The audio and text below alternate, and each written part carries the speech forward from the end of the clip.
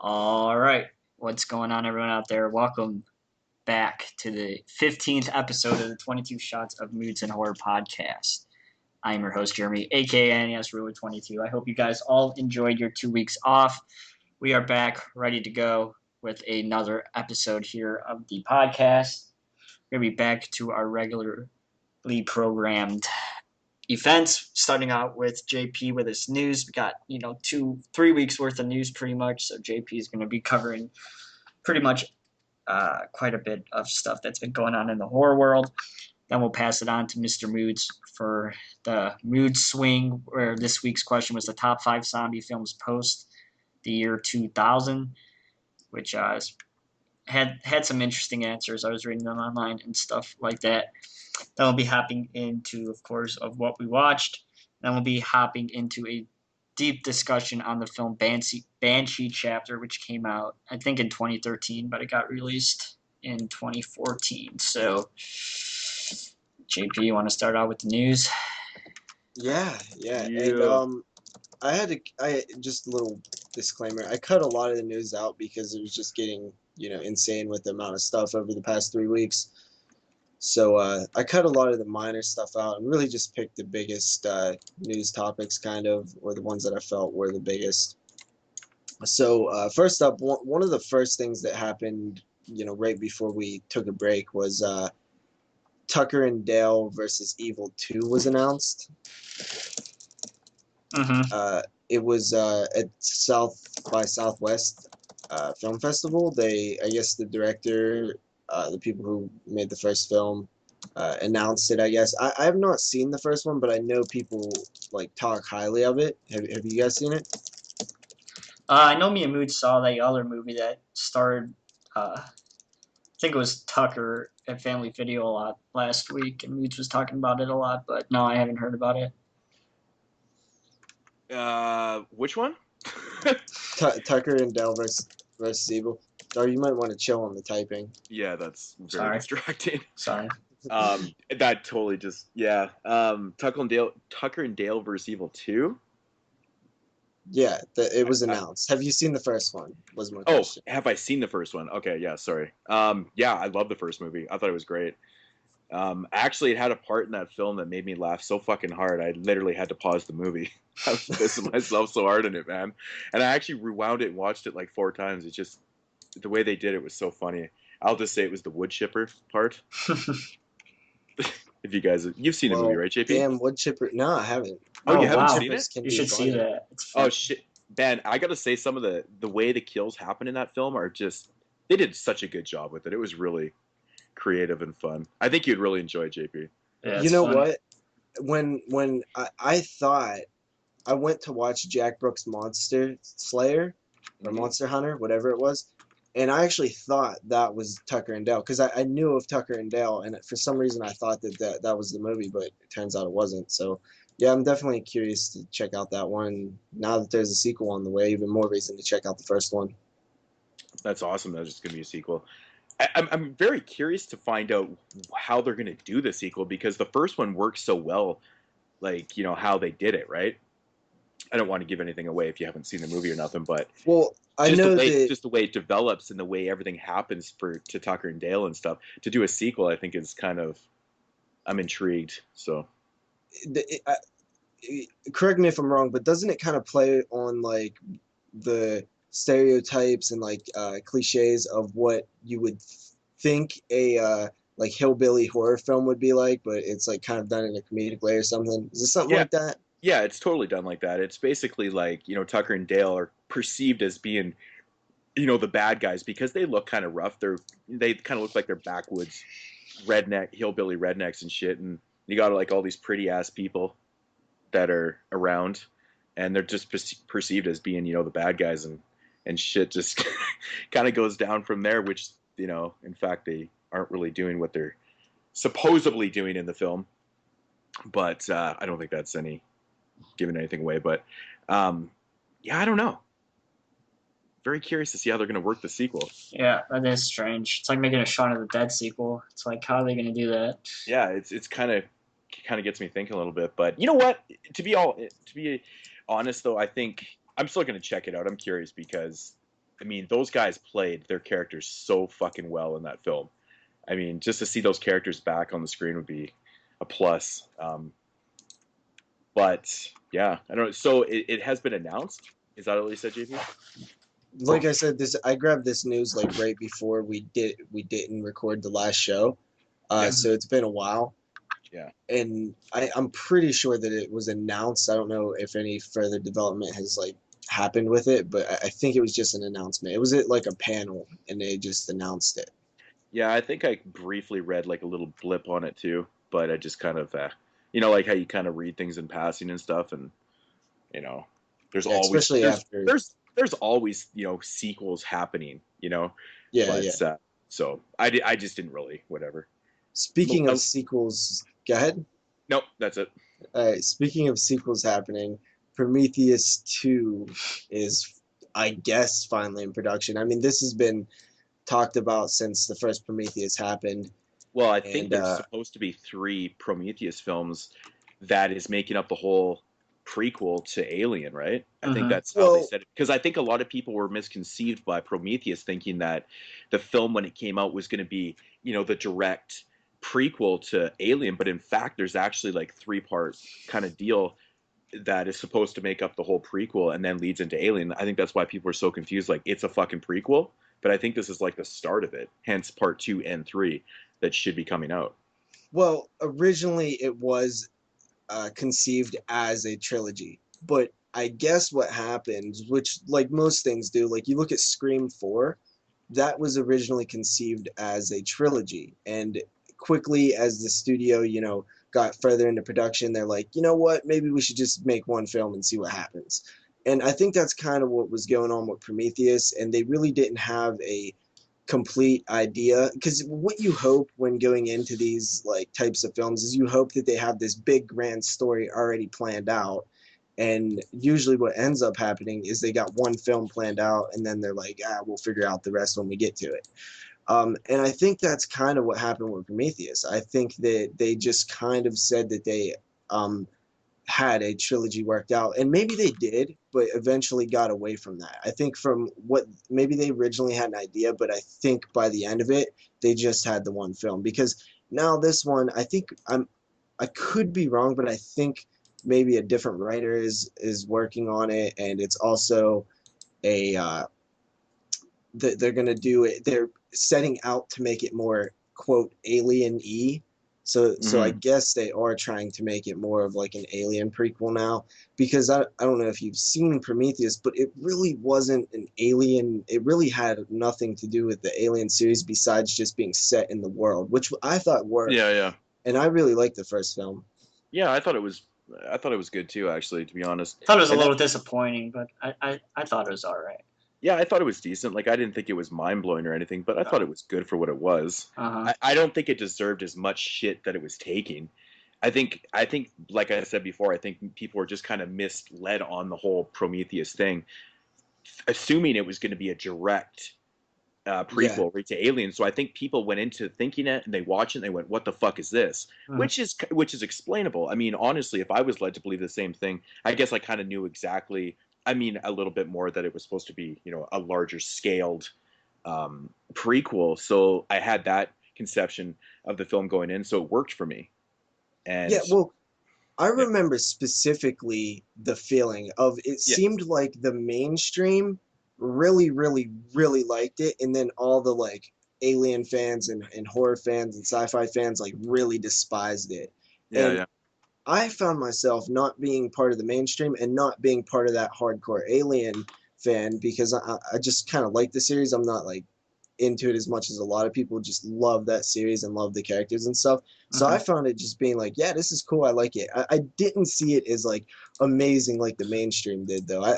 I believe I gave it, like an 8-ish or 7.5-ish out of 10. Yeah, that's actually pretty good. I'd probably give it like a 7.5 too. I mean, like I said, it wasn't blowing my fucking mind, but it was good though for what it was. So yeah, I am curious though, like on a sequel to it though. I gotta say, you curious about it? I'm curious that they're saying it's more alien-y, because I kind of want to see another Alien film, and especially if it's going to be big like Prometheus, because Prometheus felt like a big movie. I think it could work. Yeah, totally. I agree. Yeah. After that, we have kind of not really news, just kind of like more kind of fanning the fire a bit on Blair Witch 3, which I don't even know how, like, I have no idea what that film would be like. But I guess Lionsgate, who owns the rights, because they purchased Artisan back in the day, acquired one of Sanchez's new films called Exits or whatever, which played out of the South by Southwest Film Festival. And, reuniting Sanchez with Lionsgate, possibilities of a new, Blair Witch might happen. Sanchez said Lionsgate owns the property, so it's obviously up to them. They've been talking about it for 4 or 5 years, but nothing really getting movement, nothing really happened to get movement going, but they've always kind of been throwing it back and forth, spitballing with the Blair Witch movie. And I don't know what. Is this just an idea? Like, is there anything said of what they're going to do with it? Because we all know that between Blair Witch and Blair Witch 2, they're like completely different films. And I know, and I'm not really sure what that's what I'm confused about, is because from what I remember, Sanchez didn't really care for the idea of doing the real movie Blair Witch 2. So I think he would probably take it back to the found footage route. I don't think you can do anything with the series. I just don't think that it would work the same way anymore. I would like to say that it could, but it's. I don't know what you could do. What could you do? To be honest, I don't know. But I think maybe that's probably kind of a good thing, because you can really do anything you want. Because you look at Blair Witch 1, and then you look at the second movie. Why not just do something completely, obscure to those? Well, let me ask you this. Right? Do you do the found footage and try to, play the whole marketing thing where the play it as real, or do you just kind of make a found footage film that's, known as a movie, but about kids going to see the Blair Witch or whatever, or do you make a regular movie like Blair Witch 2? Or do you combine the two? Exactly, right? Just totally fucking just do something totally. I don't know. I don't know. I think I know what honest, I would do. I don't think I would do anything found footage, to be honest, because I think the second you lean towards a found footage, you're going, okay, are they going to be doing something on the same lines as the first one? You don't want to recreate that. I mean, you're not going to. But I think with the found footage, I think it's actually a bad idea to go back to that. I think to do something totally different, maybe, I don't know, maybe I don't know, to be honest, I don't know. But I really think is a hard one to figure out. That's the thing. I'm trying to, just think of it on the spot. But I think the found footage angle, I think might be, I don't know, might be devastating to it, or it could really work. I don't know. You know what I'm saying? It's the thing is, you would really have to think about this. You have good story ideas just based off of the first Blair Witch film, all the backstories and stuff that could be explored further if you do it in a regular movie style. And I think that would probably be your best bet, is to go regular movie, but then it kind of loses some of the appeal that most people like about the Blair Witch. So it's really is, what do you do? And I honestly think that this is just one of those things that I really don't think it could really do another sequel. And I really like this second film, which I think a lot of people hate it, and maybe they don't want to see something like that, but I actually wouldn't mind seeing something like the second film again. Yeah, the second film was one that I always kind of liked too, and I like the fact that it was completely different than the first one. And I don't know if that's the reason why people disliked it so much, but maybe they just, I don't know, maybe they just thought it was shitty because, the Blair Witch 2 is not a phenomenal film, but it's entertaining. And I do like the fact that they did something totally different with it. That's what was appealing to me. I don't know, what were you, why did you like the movie so much? The second film, I just like the atmosphere of it, man. These guys, these group of people that are just partying out in the woods. I love the like factory setting where this guy's like house is like, it's really just cool. It makes me want, like, I wish I was kind of that dude. Like it seemed like he had some fun stuff going on. And like the whole documentary angle, you didn't think was like a little kind of cliched to do. I guess not really document. I guess what they were doing, and they were more or less. Well, it was kind of a documentary thing, though, wasn't it? Well, yeah, but it was kind of like there They were was there one people at the that were site. writing. There was the guy was just kind of documenting to find some cool shit, Yeah. and then the goth chick was just there to like because she thought it was cool. She liked the movie, and then the witch chick. Like I don't know. I just really enjoy. I really like that movie actually. It's one of my favorite underrated, films, horror films, sequels. Yeah, wow, a third one. That's just very interesting. I think you really got to think about what you're doing on this one. If you want to make any type of splash with it. So, yeah. I mean, I don't know obviously it's probably not going to be a theatrical film, but even then, you still got to do something fresh. Yeah, you'd have to really work on that because you could fuck that up big time, I think. And like I said, found footage, I don't know. That's just my opinion. I don't think it's the best idea to go back to, but I don't know. I would honestly be very surprised if a Blair Witch film was made, unless it was just kind of this cash in like Wrong Turn 5 type film that just went straight to DVD. Man, it's so funny. Wrong Turn 5 gets totally shit on so bad, and like that movie was so entertaining. I don't know what. I kind of liked it. Maybe I watched it in the right frame of mind one night, but I finished the film and thought to myself, I was like, man, that movie was a lot better than people were saying it was. I mean, to be honest, I liked it better than Part 4. I just think the Wrong Turn franchise, this is why I use it as an example, is just so that perfect franchise to point to that like has found success on like the direct to DVD line, and just they keep cranking out these sequels, which most people, as soon as they come out, most people bitch about them how bad they are, but they still keep selling. So it's like, it's just. But the thing is, though, the people that are bitching and complaining that Part 5 was fucking ass cheeks, well, you still fucking bought it. Like they're still buying these films. Like, I mean, Part 3 I thought was an abomination. Like, I thought it was terrible. But it didn't defer me from buying Part 4 and 5. I didn't even think Part 4 was that great. After I watched it a couple times, I was like, this movie's actually not that great. But I like Part 5, and I will buy Part 6 when it comes out. You know what I'm saying? Yeah. But then again, that's also the collector and the completist in me, and maybe a little bit of the motherfucking hoarder too, right? Yeah. Dude, so I mean, Part seriously. 6, I don't even remember if we talked about that, but Part 6 actually is happening. That's pretty goddamn crazy that there's 6 Wrong Turn movies. I know, it really actually is. And considering, the first Wrong Turn is the only theatrical film. And you know what else I love about this, dude? Is, from what I understand, Wrong Turn 6 is actually called Wrong Turn 6.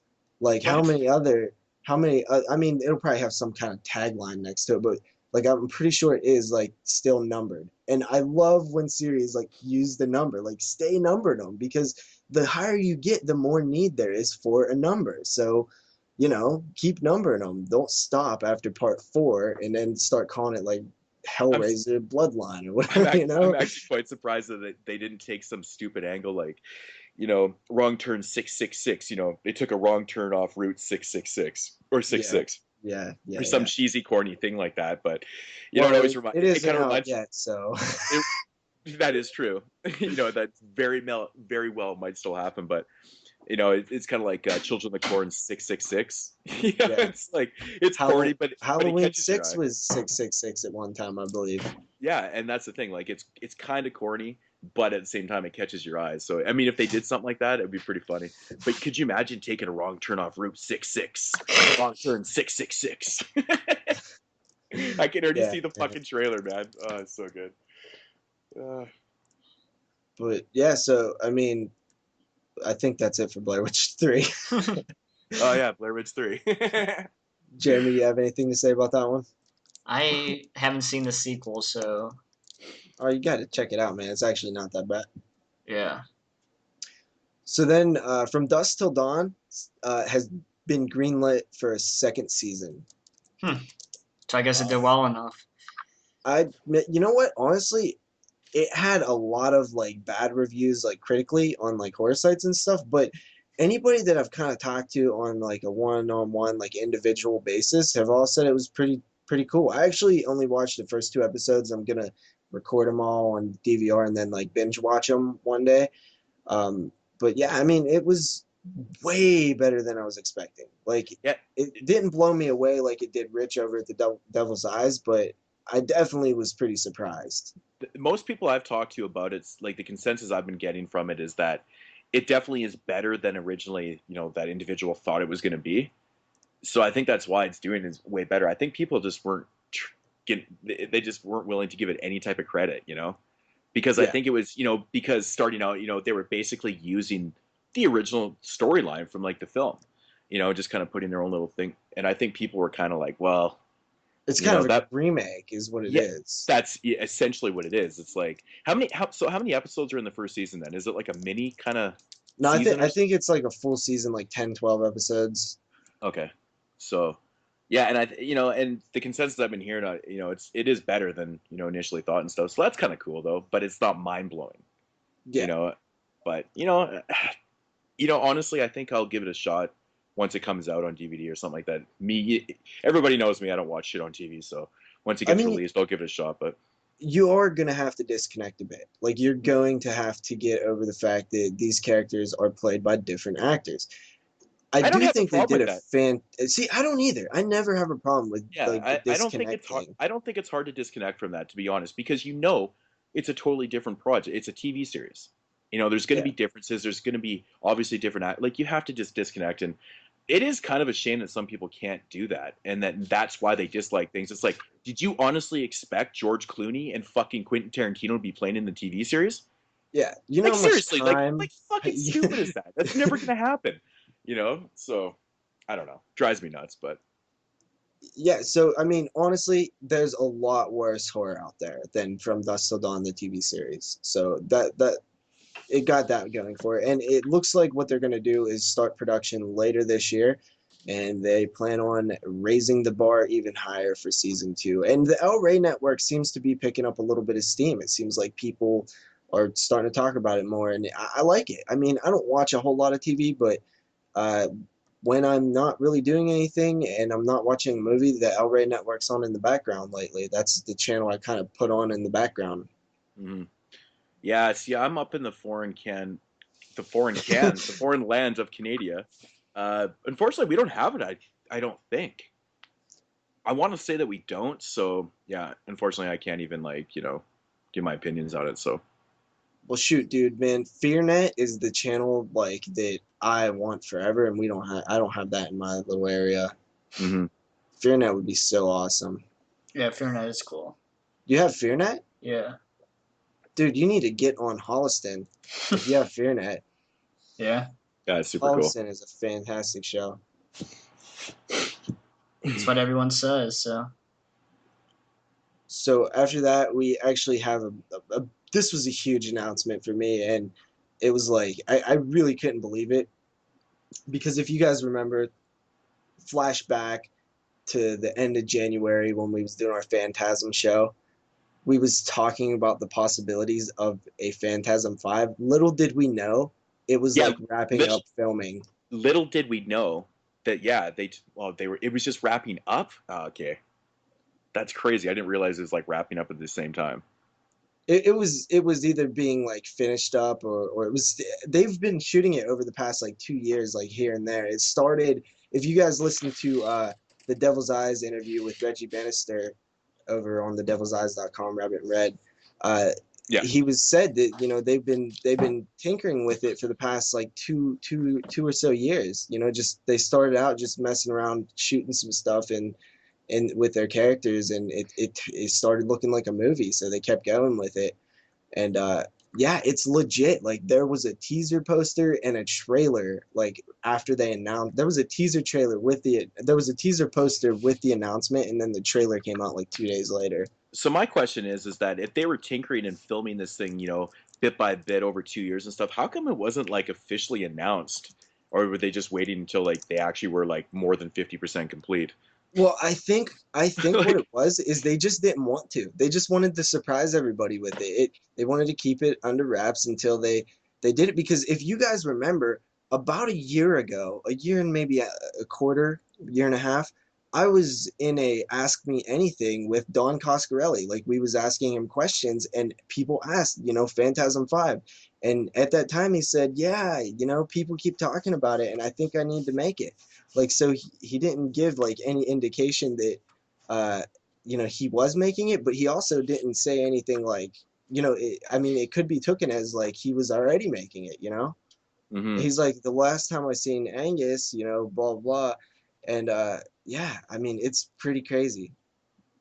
Yeah, that's really damn cool, man. I'm super excited. I Yeah, can't I wait. I can't watched wait. the teaser trailer and that's all I want to watch until it comes out. And I was thinking, guys, Yeah. I was thinking that this would be an awesome, awesome title if Scream Factory could somehow pick it up and put it out, right? Like, be the company to put it out. Yeah. Well, do we know, like, is this movie gonna have a theatrical release? Probably not, right? I would assume not. Yeah. I mean, But if it's going straight to DVD or straight to media, I think it'll do um, well anyway if it goes straight to DVD. oh, yeah. it's gonna do great, man. Oh, it's gonna sell like hotcakes, man. But yeah, if someone like Scream, yeah, it'd be super cool, man. I mean, why not? It would look funny in the cat, like Scream Factory release part 2 and part 5. Yeah. It's kind of random, but whatever. I mean, yeah, that'd be super cool if they I worked mean, on they picking it got up. they got a lot of, they got the main cast. They got the main three guys. Then they got Angus Scrim and they got the lady in lavender, Hmm. all returning to reprise their roles. Just one thing it is kind of like bothering people a bit is that Don Coscarelli isn't directing. Hmm. But I want to say that even if he doesn't have like an official like writer credit, I did hear that he had a part in writing it. Like, him and the writer sat down and wrote it together. Um, and you know what? I have a feeling that he was heavily involved with this, even if maybe he just didn't want to take the full directing responsibility due to other time constraints or projects. But I have to believe that he was heavily involved in this. I gotta say, I'm a little bit concerned though because Coscarelli's 4 films. Not only do they meld really well, but they have that really kind of unique feel to them. I'm hoping this film doesn't kind of separate itself too far. Because I mean, it's going to be hard for that director to kind of capture Coscarelli's atmosphere and stuff. I mean, but who knows? Maybe that's just me thinking or just assuming it's not going to be the same thing. But I hope it's not like something kind of so different that it really just kind of feels like Part 5 was made. You know what I'm saying? Mm-hmm. I know that a lot of it was filmed actually on Reggie's property. Uh, you know, that's probably how they was able to keep it under wraps for so long, is because if you got a movie production going on in LA Hmm. and or in California, like, people find out about this. Yeah. So it was under the working title Reggie's Tales. So Mm-hmm. they was definitely like keeping it um hush hush. I just am in love with the idea that this actually happened. Like, if I as much as we talked about it possibly happening, I was like 80% sure that this would never happen. Yeah, Well, it definitely came out of nowhere. So yeah, it did. Yeah, I never knew what to think though. Um, but it doesn't really matter now. At least it happened. Yeah. So what I want to ask you is, do you think that it will pick up directly after the fourth film? I mean, do I think or do I hope? um, Both. I honestly, I really do hope that it does pick up right where the fourth one leaves off. I think that would be actually really cool. It would Uh, be pretty impressive also. yeah, But he's I done it think before. Like, that's all four films do that. and that's my point. I think it would be a smart thing to do. Just kind of continue that continuity and keep that flow going. I mean, that way it's actually going to feel, more like a Coscarelli film than anything, even though he's not directing it and stuff, right? Yeah. And so, I mean, I think if they do that, that would just probably be the best thing and the most intriguing and inviting thing right off the bat when you watch that film, you're like, holy shit, it's taking place right after part 4. This is fucking awesome. You know, how can this go wrong? So, yeah, I think it would be the smart thing to do. I hope that they do that. Are they going to do it? Yes, they are going to do that. I think so too. I definitely think they will. And just to, I have high hopes for Phantasm V. And from what I understand, due to the interview over at thedevilseyes.com, is that they were kind of editing it while they was shooting it. So it's probably going to be out sooner rather than later. That was my next question. If there was actually, I mean, if they wrapped up when we were doing the show, it's been a while, so it's got to be heavily into the editing process. So are we talking like kind of fall time maybe? That's what I would do. I think that's what they should aim for. That would be so cool. Yeah. After that, this is some news you guys will probably like. Chilling Visions, that 5 Senses of Fear thing. Mm-hmm. Hell There's yeah. a sequel Nice. coming along. Nice. It's called Chilling Visions 5 States of Fear. Solid. They're going to use 5 up-and-coming filmmakers, each whom will create a short based on a subject of the anthology. The film will air July 11th. I guess it's for the Chiller channel. And I'm not exactly sure what it's about because I probably should have, looked more into that, but it's been a while. You know what? It sounds good to me. I really enjoyed the first one. I know when it first came out, people are kind of giving a lot of mixed opinions and stuff, and it doesn't bother me when I hear that stuff. I always check it out for myself. But I really enjoyed it. You've seen it, right, JP? No, I actually haven't. Ooh, that's right. I couldn't remember if you'd seen it after, because I remember, I think when Jeremy talked about it on a podcast a while back, I couldn't remember if you'd seen it since. So, but yeah, I thought it was really well made, and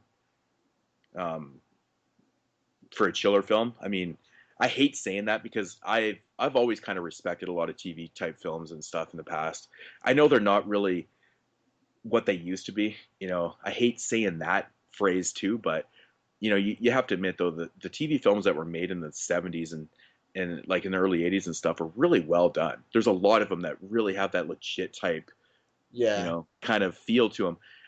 There's a lot of newer films that you can kind of tell, and it just feels like a TV film and stuff. But I thought Chilling Visions did a really good job, kind of capturing that that real type film feel to it, and it's just really well executed. I really liked how everything kind of came together and stuff. I mean, it's a little confusing in parts, and it may have just been kind of, okay, this is what we're gonna do. But I got high hopes for the next one, man. I mean, really, sequel to an anthology film.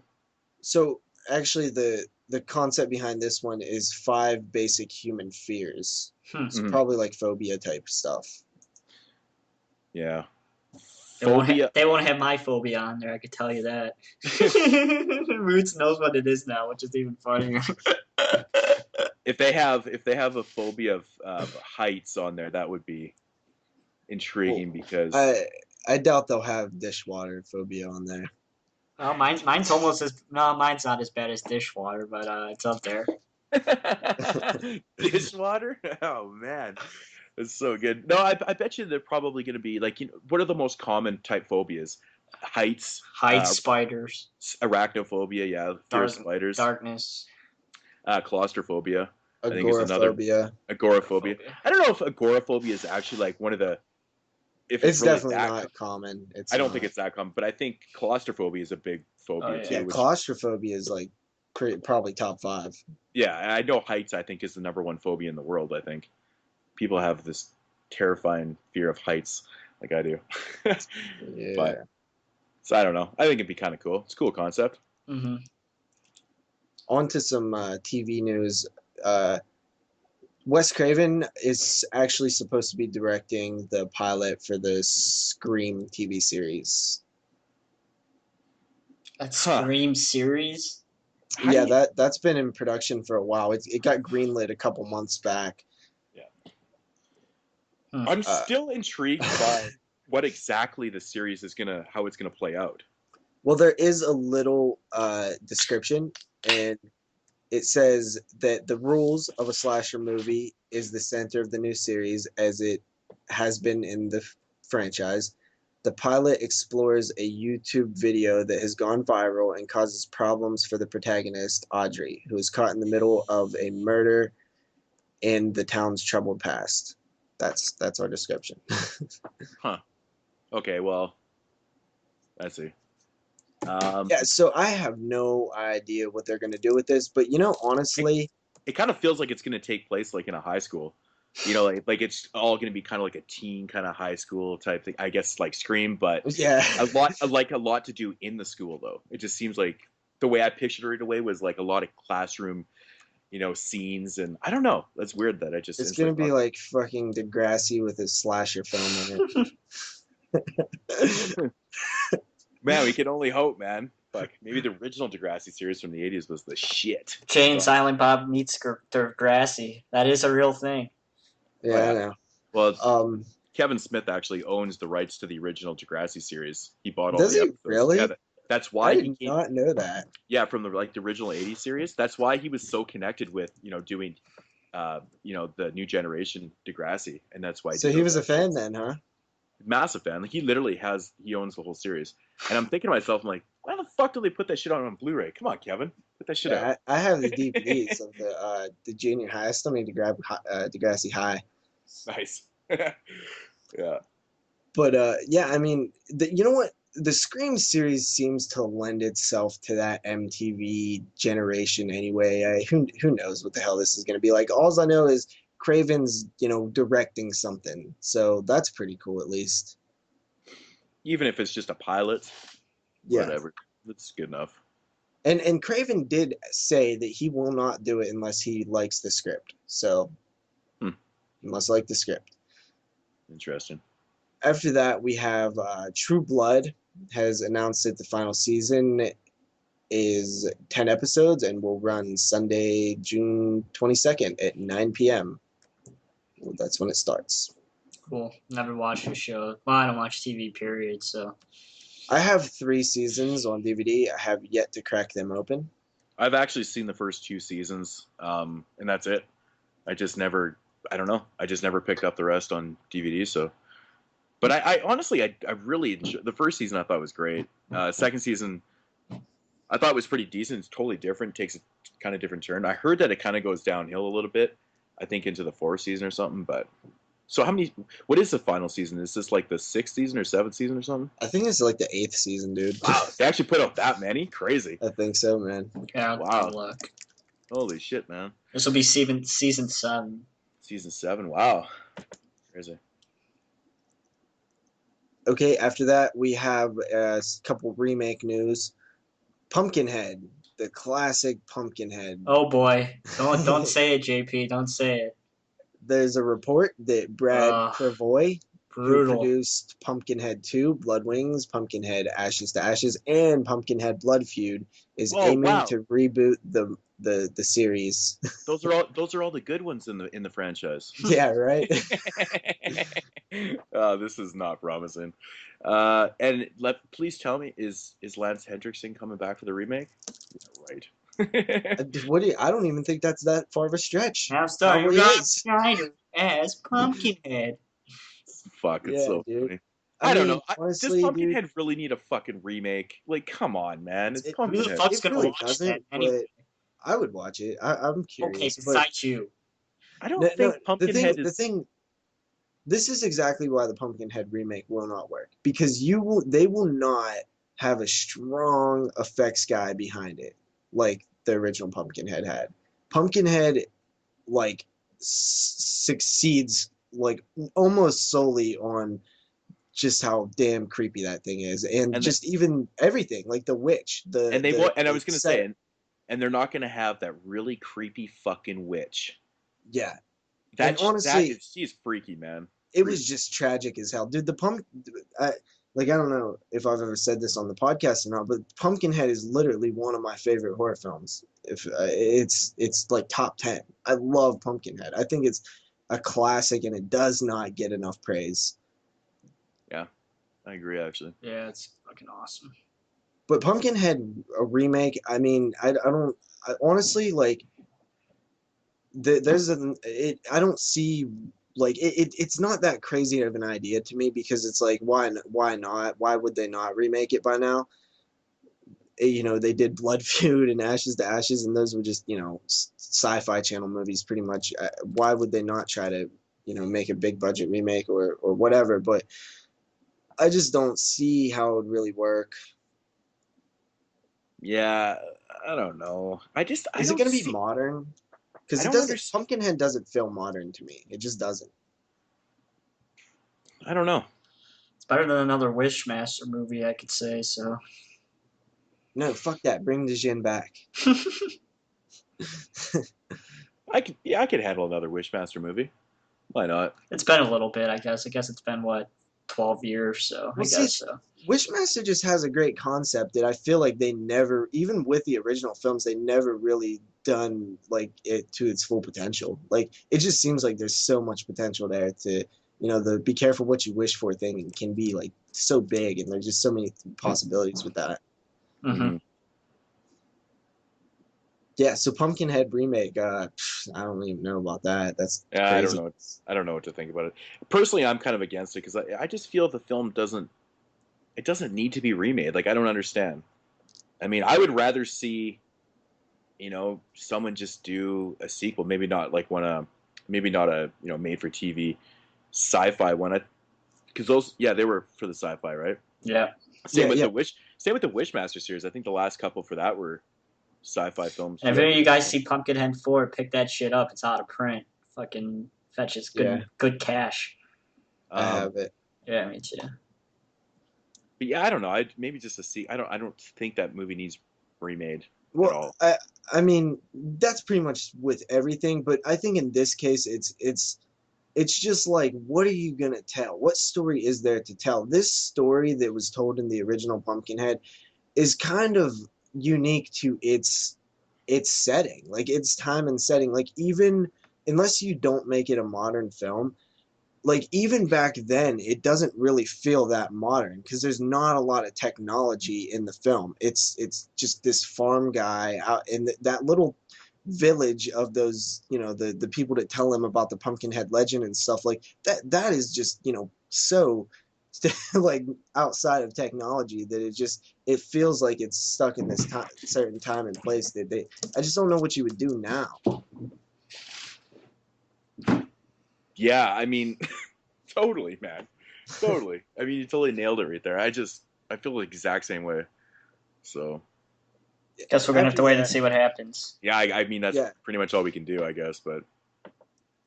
After that, there was some, you know, you guys know, like Moodz knows that my favorite film of all time is The Goonies.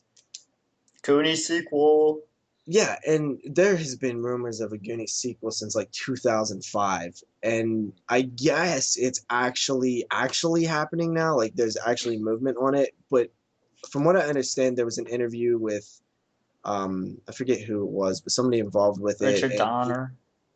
And he said that there's also a Gremlins remake that's moving along quite quickly. Huh. Remake of Gremlins. Yeah, that just has CGI written all over it. I don't. Why? I'm like seriously, why so many damn remakes, man? Like, can't people just? No one has an original idea. Oh fuck! I don't buy that, man. I don't even think that's what it is anymore. I think it's just such an easy, you know, cop out. Oh yeah, there's no original ideas, but there really is though. Like I mean, you see it in independent films all the time. Yeah, it's just studios want to buy the same stories over and over. It's just so easy to sell. You know, yeah, like, it is. It is. You know, and that's honestly, dude. You throw a PG-13 Gremlins trailer on TV, and I guarantee you that shit makes money opening weekend. Oh fuck, dude! And for sure, man. Like all they're doing is they're catering to the, you know, the younger crowds, and they're gonna. I mean, there's probably gonna be some ignorant people out there that go to see Gremlins not even knowing it's a remake. What would you say about a hard R Gremlins? Gremlins? Like, what if it was not comedy at all and it was super serious? Oh, that would kick ass, man. You think so? Set on Christmas. Oh, Yeah, I think it would be just so awesome, but it would never happen. You know, yeah, if they're going to do a Gremlins film, they're not going to make it a They rated know R. that thing is a moneymaker. The PG-13 shit. Yeah, I mean, my worst fear though is to go and see a Gremlins remake and just see nothing but fucking CGI Gremlins. It's the worst. It really is. I can see it right now, and I'm gonna like try and drown myself in my extra large popcorn with double butter. I'm gonna drown myself and try and drown myself with a Budweiser in the right hand. Just why not, right? Chars, just get drunk. But like, I don't fucking Gremlins. Oh man, seriously. But that, to be honest, that doesn't surprise me. No, not at all. It surprised me that it's been this long. It surprised me that it hasn't been remade faster because it's been in talks for such a long time. Yeah, I mean, I can see Gremlins being remade over Pumpkinhead. Like Pumpkinhead doesn't make sense to me, but Gremlins, it appeals. They can, the big studios, they can sell that shit to a lot of people. There's huge money there. I mean, as much as we're gonna sit here and talk about how fucking much we don't want to see a remake of Gremlins, we all know that all three of us are gonna fucking see it. That is true, because I would definitely see it. Gremlins is Gremlins is my favorite horror Christmas movie. Like, it really is. It may after I've seen Silent Night, Deadly Night, though, it's really that I don't know anymore. Yeah, it's so good, but oh man, I don't know, Gremlins. But like I said, it doesn't surprise me. So yeah, will they do the Christmas though? Like, will they set it at Christmas? I think they got to, man. They need to. I think it would be smart to do it. I mean, it sells itself even more. Like, who doesn't want to go see, Christmas type films? Dude, if there's a Christmas horror movie in the theater, I don't care if it's fucking any remake ever. I'm going to see that shit. Yeah. Yeah, so I guess we figured out why they're remaking Gremlins, because it's actually stupid not to remake Gremlins after this conversation. Coming from a studio point of view, yeah, it's actually stupid not to, because they're gonna make a ton. It's gonna make money. I mean, especially they're gonna fucking CGI the shit out of this. They're gonna make it. The studio's gonna make a fucking, it'll be like a semi big budget, low budget type studio film, and then it'll just make like 50 million opening night. I want a Zach Galligan cameo and Corey Feldman. It'd be so awesome. Actually, that's a good selling point. How could you not have Corey Feldman in this film? Like, yeah, dude. I mean, he could still play the little kid. The fucker doesn't age. Yeah, totally. But like, I mean, Corey Feldman, he has. It would be smart to bring him, put him in a cameo role or do something with him, because a lot of the younger generation, they know who Corey Feldman is, even from his fucking TV or his reality show that he had a while back, right? Oh God. Even if you weren't 100% sure, like if you're, you're younger, say if you're like in your late teens right now or whatever, you watch a shit when you were younger, and you weren't 100% sure on who Corey Feldman was from the past. Like, I grew up with Corey Feldman. Corey Feldman was a big deal to me. I grew up in the 80s, right? And but for the younger kid, they see him on this show, they're gonna go fucking see this, even if you don't know who he was from the past, right? Oh yeah. I'm sure they're gonna go. No matter who you are, like what age, I think by the age of 13, you've probably seen a Corey Feldman film, so something probably that he was in. Yeah, I mean, yeah, I bet you, a lot of younger kids these days, they've probably seen films, like The Goonies, and they've seen Stand By Me, and they've probably seen films like this. These are type films that just seem to. Shit, they probably seen Gremlins. Friday the 13th Part 4. Come on, man. Yeah, Friday 4. Which came out today. I mean, that is goes true. On and on. This is the 30th anniversary of Friday the 13th 4 or some shit? Yeah. No way. Yeah, nice. Came out today.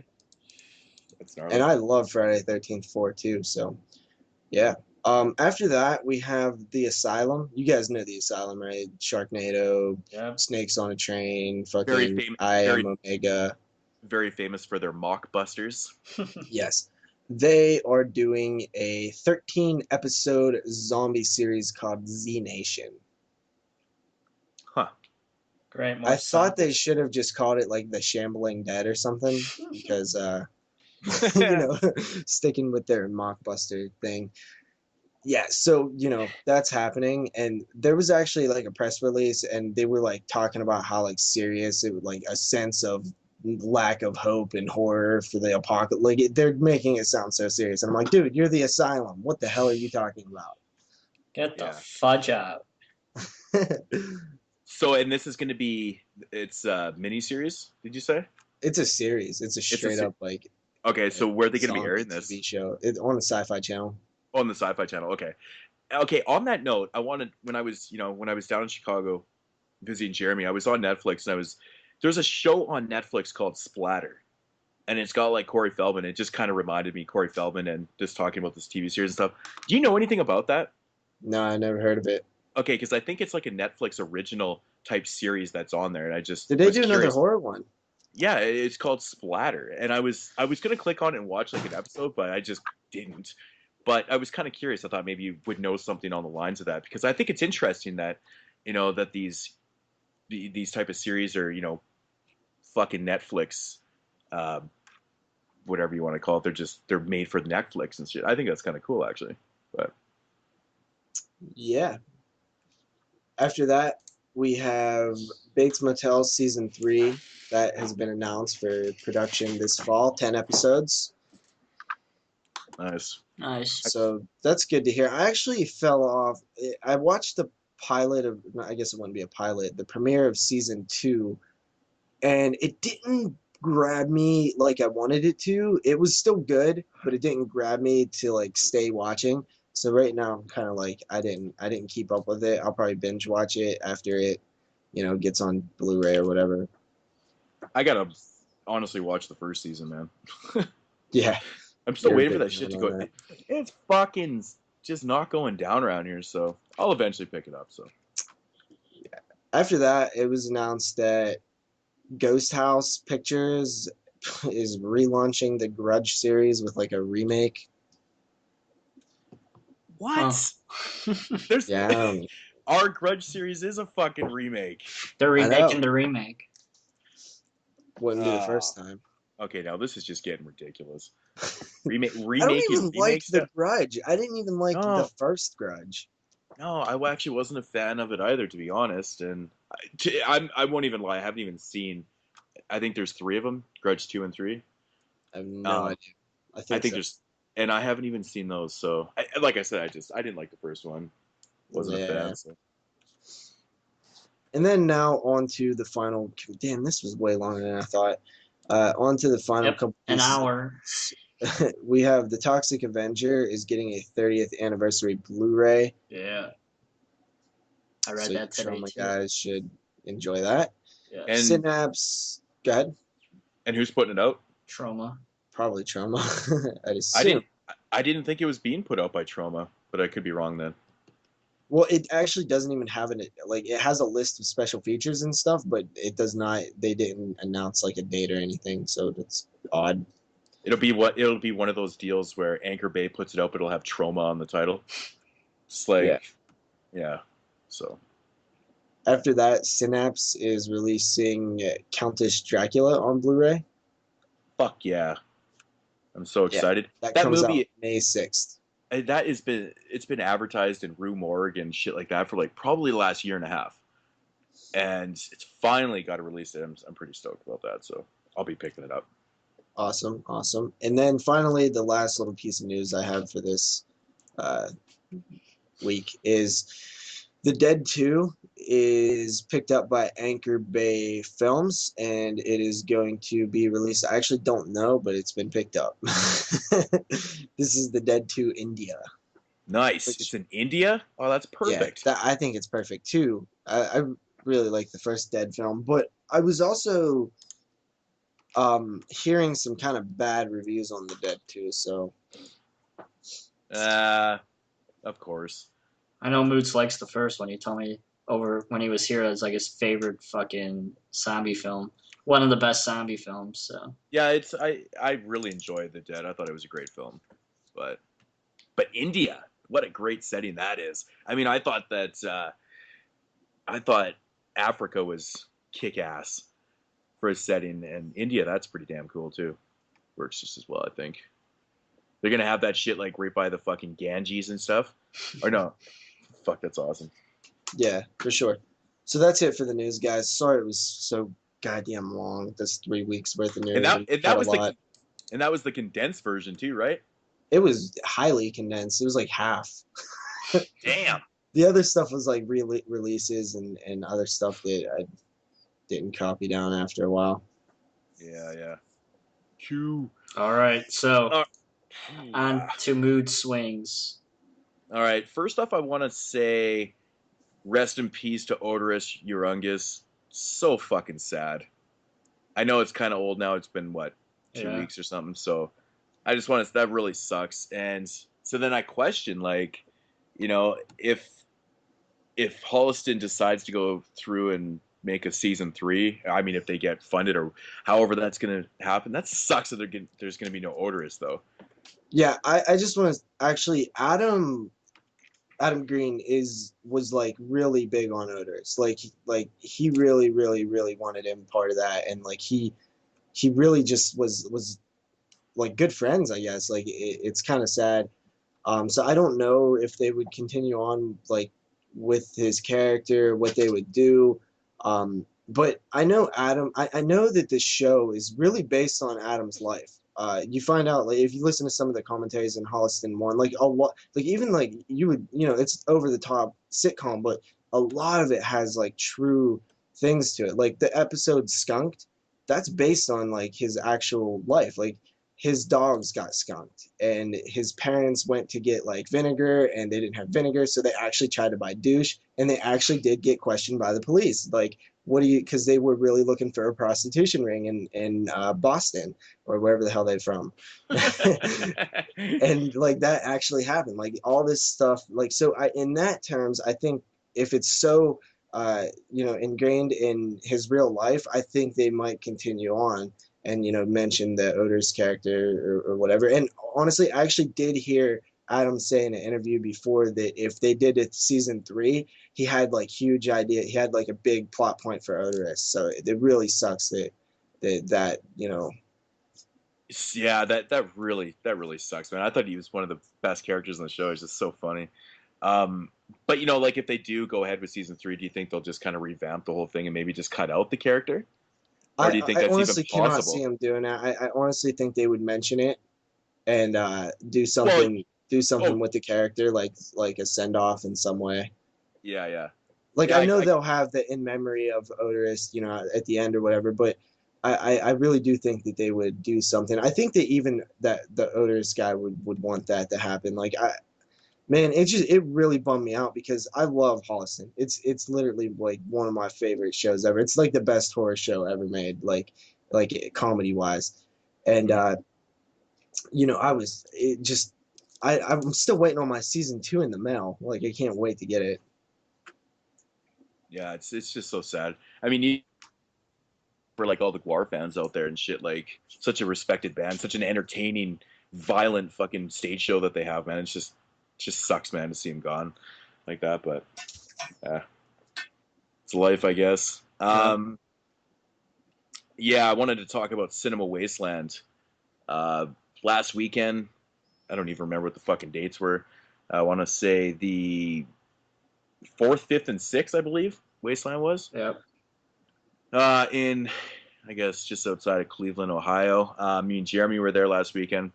Big shout outs to Jason and Crazy, of course, from Beyond the Realms. So such fun guys, man. Yeah, I really want to meet those guys. They just seem like kick-ass dudes. They're so fun to talk. They're huge wrestling fans. So there's so many wrestling fans there. It's fucking insane. It's so fun to talk about wrestling to other wrestling nerds like me. You know, it's a good time. Yeah, I was kind of left out of those conversations. Even fucking Fred Fogel was talking wrestling with me. It was fun as hell, man. Yeah. No, but yeah, that's the guy from Toe Tag.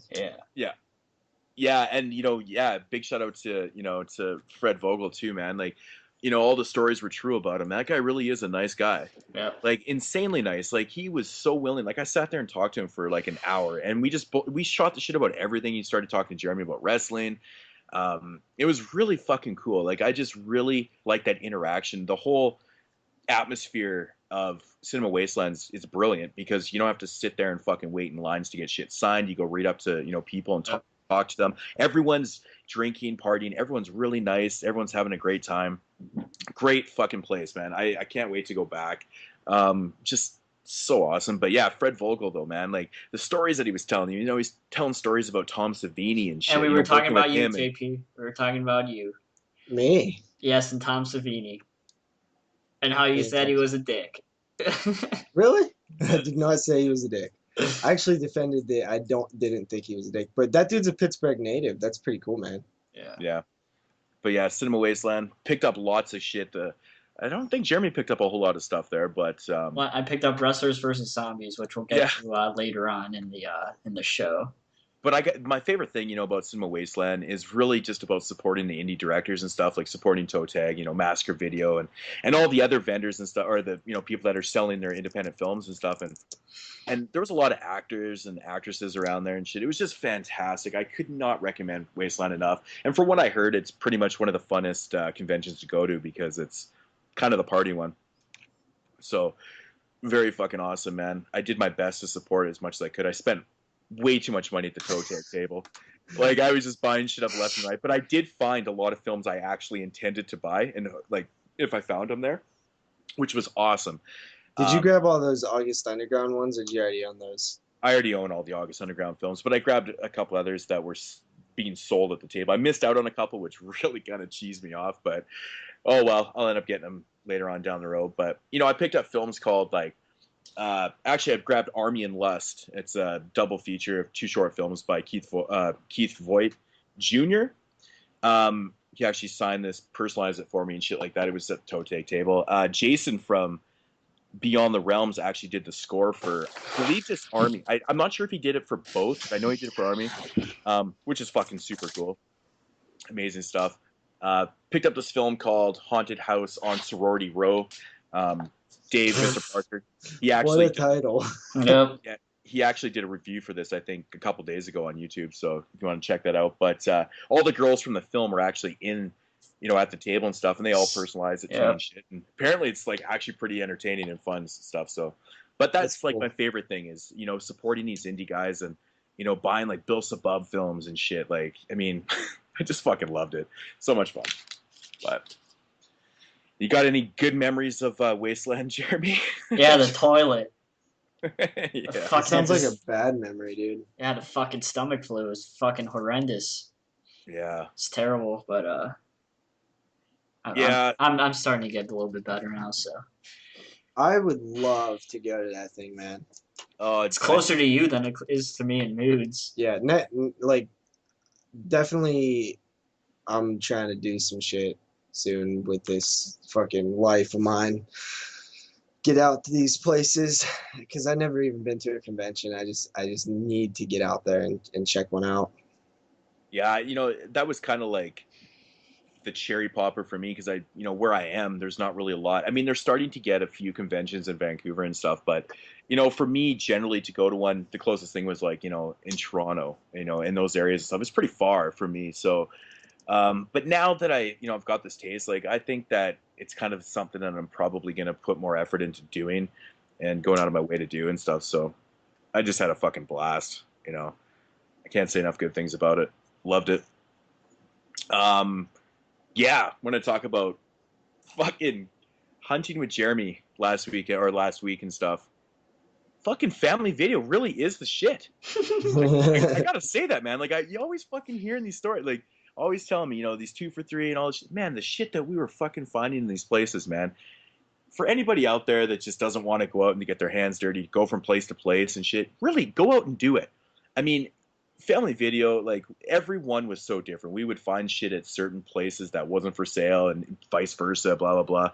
Got really good deals and stuff. But I think, the one best score is... at Half Price Books. Yeah. Half Price Books, man. I came across a film I've been looking for. Originally, I don't know if you guys obviously remember my 81 series, but when I was, prepping to do that series 6 months before the year started, I had this movie on my list called Seduction from 1981, and obviously the online prices were retarded and shit like that. I'm going, through the films in half price books and come across this film for $5. Like, it's just such a fucking fluke to find. It slipped through the cracks for sure. It totally did, because it was selling for, it was $4.99, and such a great deal because it's selling online for, I don't know what Jeremy said, $40 or something. Yeah, like $40. So I mean, this is the type of shit that just really makes your hunting experience worth it. You know, I mean, I don't care that it's worth that much money. I just really wanted the film, but it was nice to find something, you know, kind of obscure out in the wild like that I really actually wanted. You know, yes. Fucking such a blast. But yeah, really go out there and get your hands dirty and shit, man. I mean, I don't know how many family videos that we actually did hit up, but it seemed like almost every single one I walked out with some things. It's like 14 or 15. Yeah, we That's hit crazy that you have that many around. And I missed out on half of them. We didn't even hit up the southern suburbs. We just went to the ones like around me. But yeah, I actually went to one of my family videos while you guys were gone too. And I didn't find anything like amazing, but I definitely grabbed some cool titles that I didn't have, and I only paid like $15 for all of it. Yeah, I watched your update. I saw that you hit up the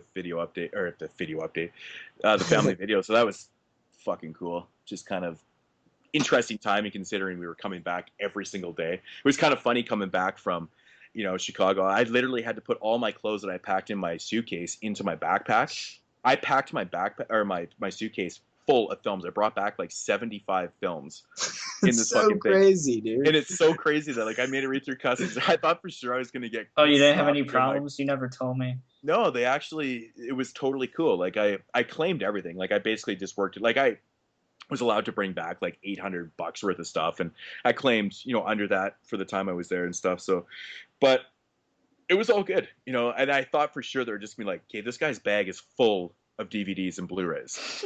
Like, it doesn't look good, right? It just doesn't look good. And I know, because I get stopped in customs all the fucking time, man. It sucks. But it was just funny. I like open up my suitcase and the wife is like, really? Yeah, I think like there's no clothes on this thing at all. Funny. All it is just movies. And man, I had some major scores. Like I actually found things that I actually had written down in my phone that I was looking for. And that just made my day. And then it came across, like, I found a movie called Memory of the Dead. It's from Art Exploitation Films. And, you know, this thing's brand new, and I got it, like, it was actually probably one of the most expensive films I bought at Family Video. It was $4.99 kind of deal, right? And, but, you know, the shit's selling, it's brand new, $20 everywhere, right? That's what I love about this place. So to go back and get that other copy. I want that movie. So cool. I'll wait till it drops to 1 for 2 for 3, and then I'll buy it. And this is the reason why you watch reviews on body bags. Okay? So before we went out one day, I was watching Danny's review of Hansel and Gretel Get Baked. And to be honest, man, I really didn't have any ambition to you know, check out the film, because I thought it was going to be some stupid fucking comedy, you know, based on the Hansel and Gretel story, blah blah blah, right? Well, I watched his review, and he says it's basically not a comedy at all. I was like, really? What? That's so crazy. Yeah, I was like, what the fuck? He's like, this movie's actually not a comedy. Well, obviously, I just kind of like made myself. Everybody realize I don't watch. Yeah, and that was the thing, right? And so I came across that Family Video for $1.50. I'm like, I'm totally grabbing that shit. You know, like, I got to grab that. But it just surprised me, so I had no choice but to pick that up. But to find out that it wasn't a comedy was just kind of blew my fucking mind, because get real, man. It's called Hansel and Gretel Get Baked. Does that not sound like a fucking comedy? So funny, but I don't know, man. Were Hansel and Gretel the ones that were in the oven? Was that the story where they're in the oven? Yeah. Well, I mean, I guess they got baked, right? In the oven. I guess so. I was thinking weed the whole time. Like, I was thinking like they were smoking pot or something. Yeah. But yeah, so I really wish that I had places like that around me. It was just so fucking good. Good, man. I actually got a question for Jeremy. How often, I mean, does it vary from Family Video to Family Video? Like, how often do they, like, switch things around from the ones that you can't buy to, like, when they put them as, like, buyable? Well, I'm not going to give away my secret, but I have a way to get around that. I'm not going to say what that is, but they move around, like, every, like, month or so. Okay, so it would probably be best to like hit it up like every month. Yeah, I usually make the rounds like once a month and hit up everyone and hoard up on all that shit that I don't already have. So now I probably won't go back till probably when I get out of school in May. I'll go back and pick up all the movies that me and Moodz saw that were too expensive for my Jew blood. But Oh, also, really quickly, I wanted to say anybody who listens to this and wish me a happy birthday, like thanks and stuff, because I didn't reply back on Facebook because I don't know, there was too many. Dude, I never get notifications that it's someone's birthday. When was your birthday? The 10th. Oh shit! Happy birthday, man. Thanks. I meant that genuinely. I meant that genuinely. I honestly miss everyone's. I never see the notifications or anything. No, I'm totally bad with birthdays and stuff, and I actually don't even. I don't like when people know it's my birthday. Like I know people say that and they really are like kind of fishing for like birthday stuff, but I actually like don't like when it's my birthday. I think the whole birthday thing's kind of silly. I don't really get it. Like you were born on this day, 20 years ago. What the hell does that mean? yeah, I guess. Yeah, I've given these guys shoutouts not on the show, but like on my channel and stuff. But I wanted to just give a couple quick shoutouts to a new guy named Horror Fan Man. I don't know if you guys are sub to him, but he's from the UK. I will leave the links down below this video. Fucking cool guy, man. He's just up and comer, and he's very, very thankful. Like he gives a shout out to people that are commenting on his videos, like before he does the next one. It's really cool, man. Good horror collection, so check out him. And You and Your Horror Movies, he actually posts his videos in our group page on the 22 Shots of Moods and Horror group page and stuff. Very cool stuff. Doing I stuff love that group page, man. I really do. And that's a cool thing. I like when. Go ahead. Yeah, so that's what it's there for, show off your collections, talk horror and shit. So very cool stuff. But I hop on that group page, man. That's like 90% of the reason I even get on Facebook. To be honest, I very rarely scroll through, your general feed at all. I'm on the group page constantly. I just keep it to that usually. But yeah, totally. So, I guess we can get into, technically not last week's question. I guess it's like 2 weeks ago. It's like 4 weeks ago. I think it's technically been 3 weeks because 3 weeks. 3 weeks. So yeah, this is definitely the longest break we've ever had. But that question from 3 weeks ago was your top 5 post-2000 zombie films. I actually do have the list here. I'm going to read off the list from, people's responses. There's actually just a few of them. So I like this guy's name on here, Paul Henderson. To Canadians, that means something, but I'm not going to get into that. But anyways, Paul Henderson's top 5 list was, number 5 was Versus. Great choice. Number 4 was The Signal. Number 3 was Mutants. Number 2 was Pontypool, which is Canadian. Very interesting, weird film. And number 1 was Dead Snow. So I got some pretty good choices in there. Yeah. Very good stuff. Lost Witches, Z, whatever you want to say. Lost Witches. Adrian, also known as Adrian. Number 5 is Detention of the Dead. Now that one really took my Anchor Bay. Ooh. Number 4 was Zombielands. Number 3 was Resident Evil. Number 2 was Planet Terror. And number 1 was 28 Days Later. I personally don't consider 28 Days Later to be a zombie film, but that's just me. But it falls into the same type of category. But interesting list by Adrian there. What else do we got here? We have... sorry, guys. I know Martin VP has a list here. Martin VP, number 5, Pontypool, showing up on there again. That's pretty cool. Number 4 is La Horde, or The Horde. Number 3 is Rambach. Number 2 is Zombieland. Number 1 is 28 Days Later. So we're definitely seeing a trend here with some of the films. And then who we got? Movie Collector 666. My good buddy Zach. Big shout out to Zach for sending me a package. Sent me like 3 Shriek shows just out of the kindness of his heart. Fucking awesome, dude. All sealed. Big shout out to Zach for hooking me up with a video intro for my 7 Days of Horror. Oh yeah, it's actually a pretty dope intro like that. Yeah, I like it. So actually, and Zach always takes it upon himself to do a top 6 list, which makes sense since his name is Movie Collector 666. Number 6. Did you catch that? I when I shouted him out, I said movie collector 616. Yeah, I totally in my got video. that. I was like, oh shit! I'm so used to saying Moodz 616. Oh, well. All right, so number 6, he's got Fido, which that's fucking awesome. I love that film. Number 5, Tokyo Zombie, which Zach actually recommended, or he asked me to do a review on my film one time. Tokyo Zombie is a really, really goofy Japanese fucking zombie film. It's so funny. Number 4 is Undead, which I was super stoked that someone actually put Undead on their list. It's an Australian film, I believe. I reviewed that actually once on a old channel. Number 3 is The Dead. Number 2 is Dead Snow, and number 1 is Planet Terror. We got Dubby Doubles, top 5 list. Number 5 is Cockneys vs. Zombies. Number 4 is Planet Terror. That one made a lot of lists. Number 3 is Beyond the Reanimator. I was so surprised to see that on there. Definitely not everyone's favorite in that trilogy, but I fucking like that TV film. Number 2 is Dead Snow, of course, and number 1 is Poultrygeist. Now, my man W with his trauma love. I love that shit. That's fucking phenomenal. So who wants to go first with your guys' list? Top 5 post-2000 zombie films. Doesn't matter to me. I'll go first. So, at number 5, I have.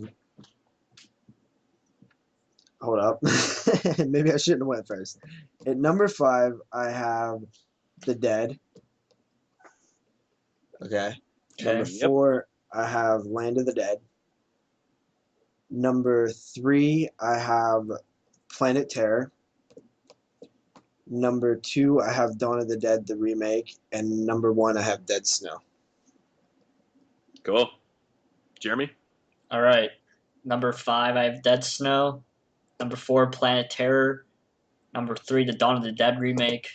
Number 2, Poultrygeist. Number 1, 28 Days Later. 28 Days Later almost made my list, but I was like, you know what? I'll throw The Dead on there since 28 Days Later is more of an infected and, Yeah. Before I give my list, I just want to name off a few films that honorable mentions that I think that need a little more recognition. I don't think a lot of these ones even made anyone's list, but maybe a couple of them did. But I talked about Zombie Town actually on the last podcast. I really do recommend that film. That's a really good low-budget zombie film. Very surprisingly good. Outpost. I was very surprised not to see this on anyone's list. I thought maybe somebody would mention that. I actually thought of it, but I thought they were more like ghosts. Yeah, but it was ghost zombies is what it was, right? Yeah. If we was doing a top 10 Nazi zombie ghost movies, that would totally make it number 1 spot.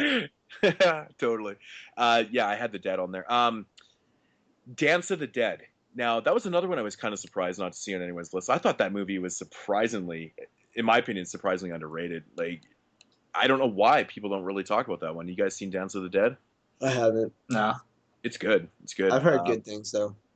Yeah, Fido, Undead, Dead Girl. I think Dead Girl is really fun. I actually thought of that one, too, but I was kind of looking for the more traditional, like, zombies, people held up in a location, shooting, battling zombies and stuff. I was kind of thinking of those. Hey, no matter how you look at it, it's still a zombie film. I agree that it would qualify, but just in terms of my qualifications, I kind of changed them a bit. Yeah. Pontypool was said Mulberry Street. Mulberry Street was a part of the After Dark Horror Fest, I think volume 2 maybe? I don't know. It's a good film. I think it's one of the better ones. What do we got here? Tokyo Zombie, The Revenant. That's a really great film. Brain Dead.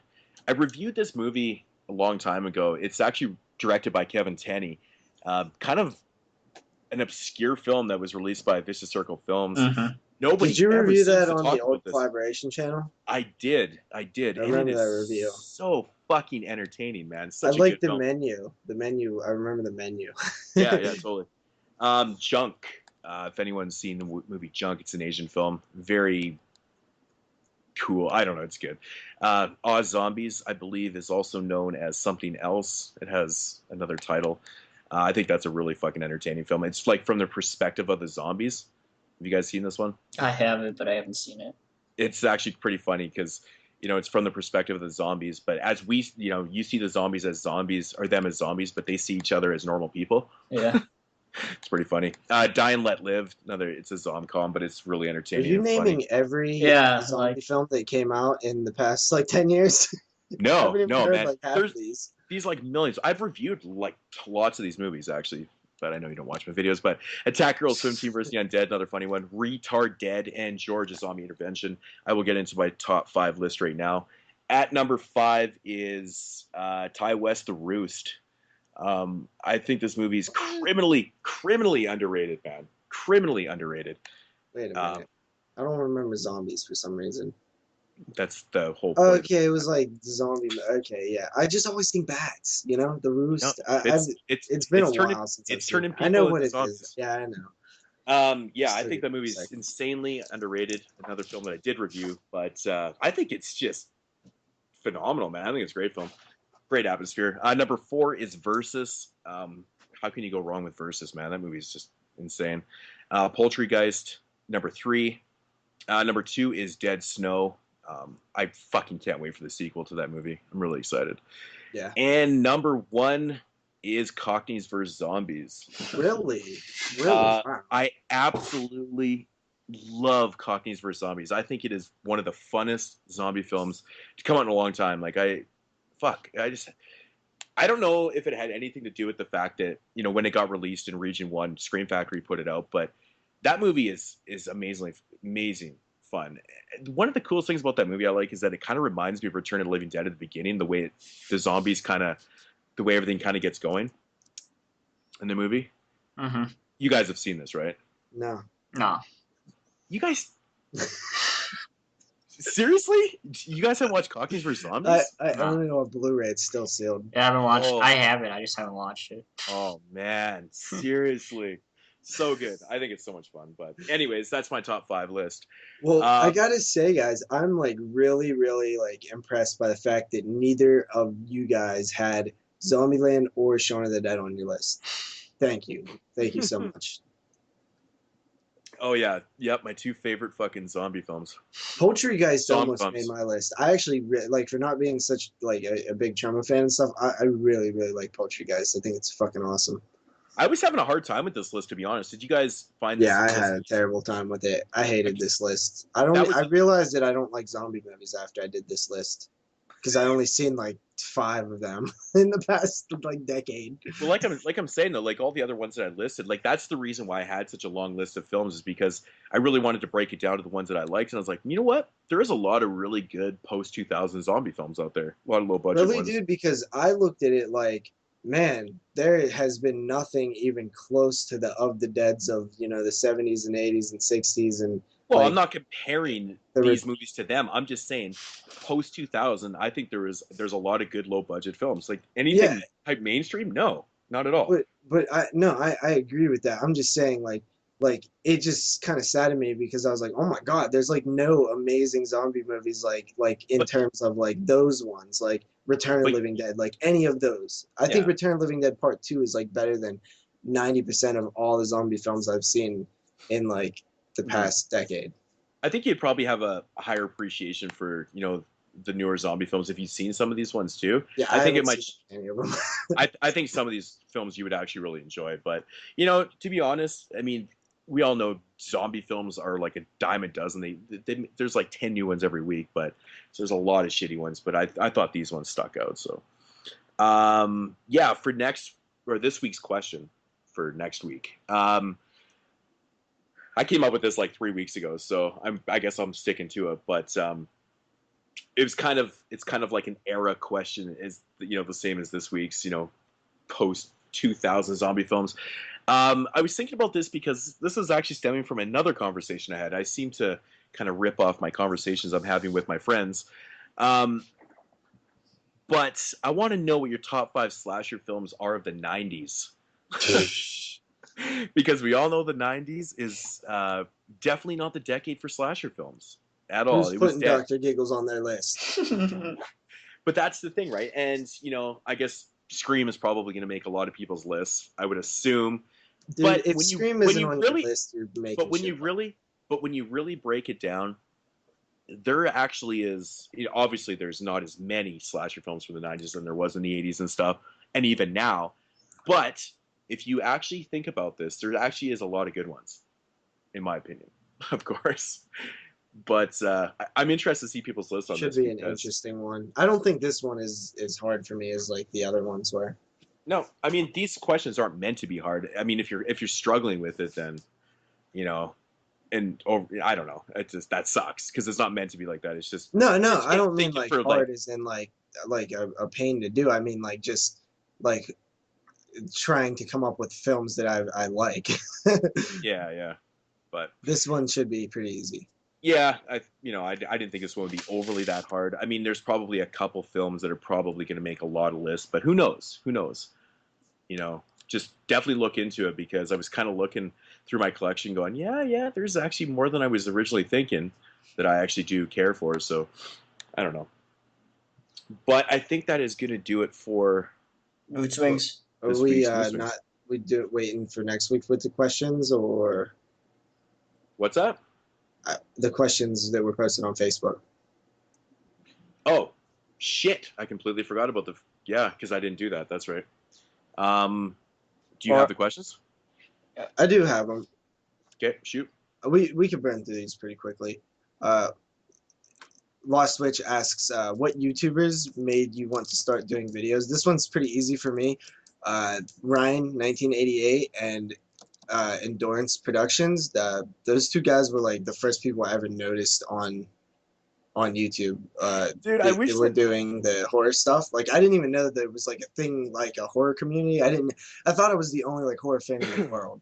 So it was like really interesting when I found those. I love watching Endurance Productions Saturday videos.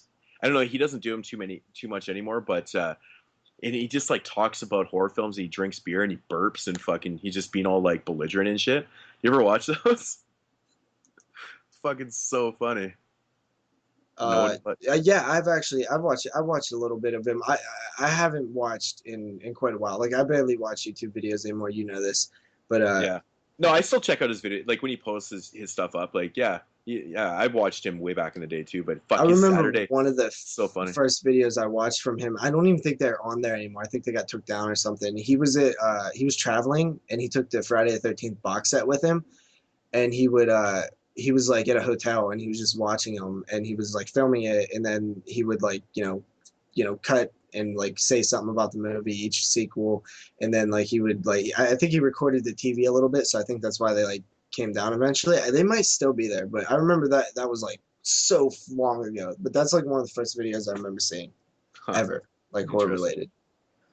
For me, the YouTubers that made me want to do videos it's actually pretty easy, man. I remember seeing OD666666 back in the day, and his taste was just like blowing my mind. I was like, this guy's taste is fucking phenomenal. Vance Spalding 069 was another guy.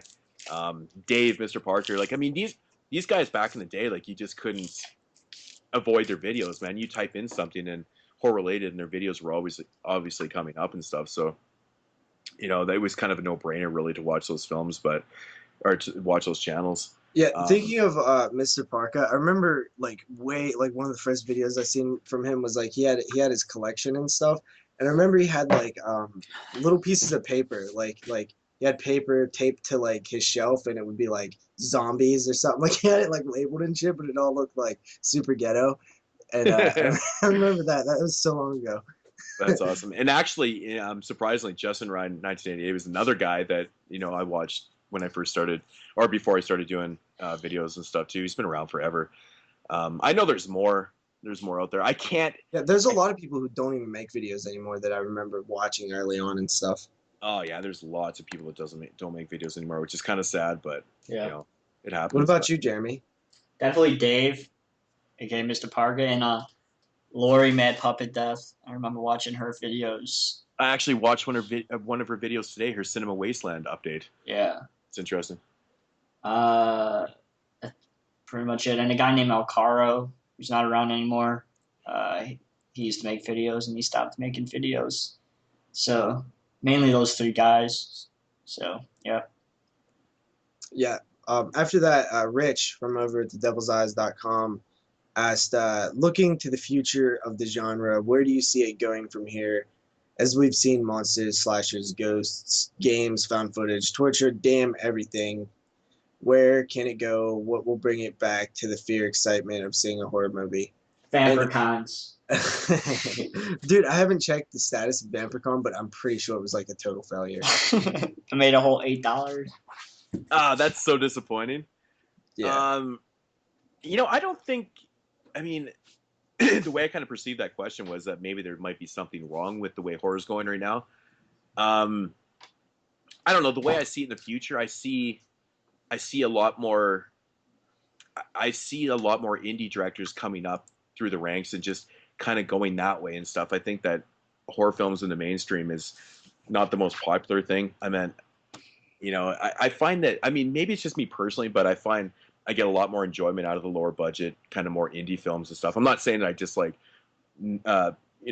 horror films because they're mainstream. That's not what I'm trying to say. Like The Conjuring and Insidious. There's been hits. There Cabin in the films Woods. I do like some of the films that come out, like these theatrical films, or some of them are not bad.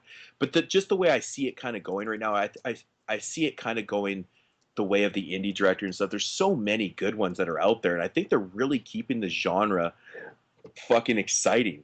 I mean, honestly, like so many movies that come out, I'm just absolutely blown away I totally by the quality agree. of them.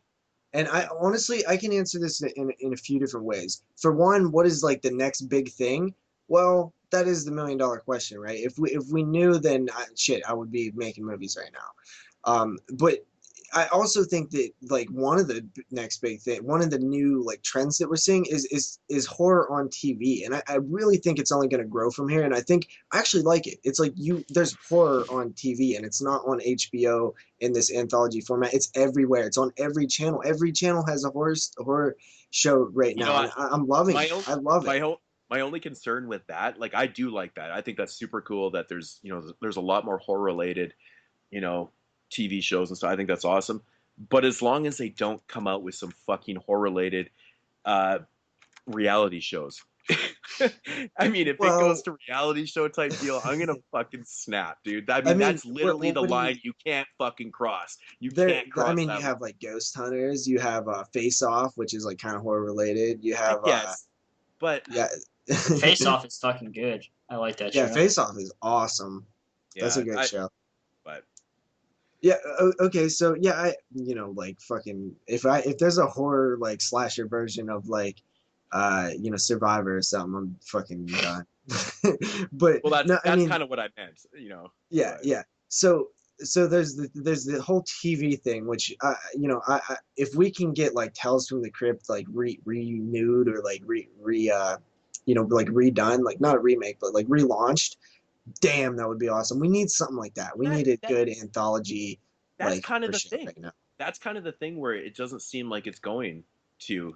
I mean, there's a lot of series popping up. We got the From Dusk Till Dawn series. We've got fucking Bates Motel. We got fucking Scream. I mean, we got Hellraiser. There was a Hellraiser series in the talks. Probably still is. There's so many. That's the thing. And we grew up with a lot of horror anthology related TV series. Where's the anthologies? I mean, I would like to see something come out. Yeah, for sure. I do. I mean, I would love to see some of these things. So some of these like Tales from the Crypt, Tales from the Dark Side, Monsters, like all that stuff. We need something like that. And I think it's only a matter of time before Tales from the Crypt relaunches. I see it happening. I think they're gonna do it as this moves along. And also the next thing I was gonna say, like you was talking about Indian stuff. And I honestly think like that is the future. And I don't think it's only going to be like indie, but I think these like crowd-funded, pay to see, like I think it's eventually going to go to where a lot of these films are solely going to get made. We're going to be able to make the films we want by paying for them like upfront. Like we're going to fund these films before they come out. I totally agree. And it's because the studios aren't going to make a lot of these films. I mean, for obvious reasons, like they're hard to market and stuff like that. But these are the type of films that, us genre fans want to see and stuff. And we're willing to put the effort into, actually funding these things and doing it. So I think it's actually the way to go. And You know, I you got to realize like this is still so new. Like once people really figure out how to tackle these like indie campaigns and stuff, these crowdfunded campaigns, like once there's like a blueprint to how to go after it and get your stuff out there and make sure all the sites are posting about it and make sure everybody's covering it and talking about it, I think we're going to see a lot more of these like crowdfunded things really working the way they should be working and being able to see what we want to see, pay for what we want to watch, and it working like that. yeah, I think once you get the ball rolling with it, I think that you know, once people start seeing that, you know, you're meeting your, you know, your goals to make the film and stuff, I think it's just gonna start a major trend. You know, like, I mean, you mentioned VampireCon and maybe you know, failing miserably. It's also because, you know, the word didn't get out and stuff. But I think once it gets going and you start to see some films that are actually meeting their goals and being made this way, I think it's just gonna catch right the fuck on, and we're gonna see a lot of good shit down in the future. Well, that's exactly why VampireCon didn't Yeah, get well, catch it. Nobody, they did not send it to the all of the. It like literally no site posted about it. I don't think anybody besides us like knew it even happened. Like I think yeah. Dread Central was like the only site that kind of like got to like even let anybody know about it. It was like it was like just a completely lack of They need to relaunch that, man. promotion. You know, Yeah. just have a little bit of promotion to relaunch it and then see where it goes from there. Because, I mean, we all know we're going to support it. You know, Yeah. we're going to talk about it and stuff. And, you know, we're trying to, you know, we're helping spread the word and stuff. But I guess we just didn't do a good enough job, guys. We didn't bring up VampireCon. Well, we was enough. off for like 3 weeks. I'm sure if we was on, it would have got made. Yeah, totally, man. You know, fucking my bad. But Yeah. but So, you know, I think does anybody have anything to add to that one? I think we kind of nailed it. Yeah. yeah. So after that, Zach asks us if you could collect horror movies from only one decade, what decade would you choose? He says the 70s. I think I just got to go with the 80s because there's 80s. so much gold there that I still have yet to uncover. And like, I know a lot of people have seen like a lot of the 80s films, but I'm still finding just like amazing ones. So. Yeah, it's a no-brainer for me, man. I'm obsessed with the 80s in all aspects, so it's got to be the fucking 80s for me, man. Yep, 80s. Hands down. And wait, okay. Well, did everybody answer that? Yeah. Go ahead. Okay. Zach says, "Who's your favorite director of the Splat Pack?" Does anybody know what that means? No. Of the what pack? The Splat Pack. The Splat Pack. Who's all part of that? Is this a term that I'm not familiar with? Yeah, because I didn't know either. I probably should have asked before. Well, that's embarrassing. Let me see actually here. Zach, we will get back to you on that. Yeah. Yeah, you know what? I actually have heard the term before. Now that I actually think about it, I believe that there is like I think Adam Green is part of it. I want to say James Wan. You know what? I think Eli Roth. Oh my God, I think I got my brain rolling here. I think Robert Rodriguez maybe. I think there's a bunch of people in this, but yeah, since you guys don't really know what exactly it is, we'll come back to it next week. Yeah, that's a good question though. And then Matthew Cantor asks, what got you into horror DVD Blu-ray collecting? I'll answer it really quickly. I was looking for something to do. I was living alone. I was young. I was in my teens. I was living literally by myself.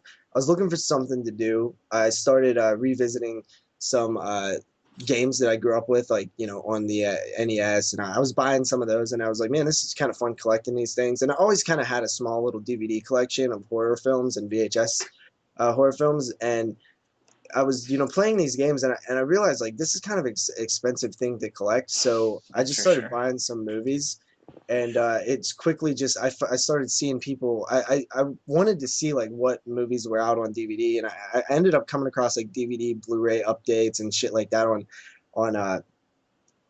YouTube, and I don't even think there was Blu-ray when I did that, but you know, I was finding DVDs on there, and I was like, man, it kind of reignited my like love for horror, and I always kind of had it, but I didn't realize like it was so like there was a culture, like there was a whole horror like thing out there, and it just that's kind of what got me into collecting. Once I started, you know, watching people collecting on YouTube, I didn't even know it was a thing. So yeah. Mm. Yeah, I started collecting way back in the day, like VHS and stuff. I no longer pretty much have any of my VHS. I think I got rid of them just because of my moves and stuff. And we all know how bulky VHS is and fucking heavy it is and shit. But yeah, I started collecting the films and stuff because I just love I love horror films in general. But man, how can you not deny how awesome VHS cover was back in the day? Yeah. It was one thing I just loved to have around. I'd Faceless things. I would have them everywhere. It was just something that you had to have, and I mean, it just really grew from there. VHS. I bought them when I could. Throughout. I guess would be the late '80s and '90s and stuff, and then DVD came out, I believe, commercially in 1997, which I was still buying VHS, I believe, until probably about 2000, 2001. I didn't even actually get a DVD player until I want to say 1998, 99 or something. I think is when the first one I bought, and it was like insanely expensive.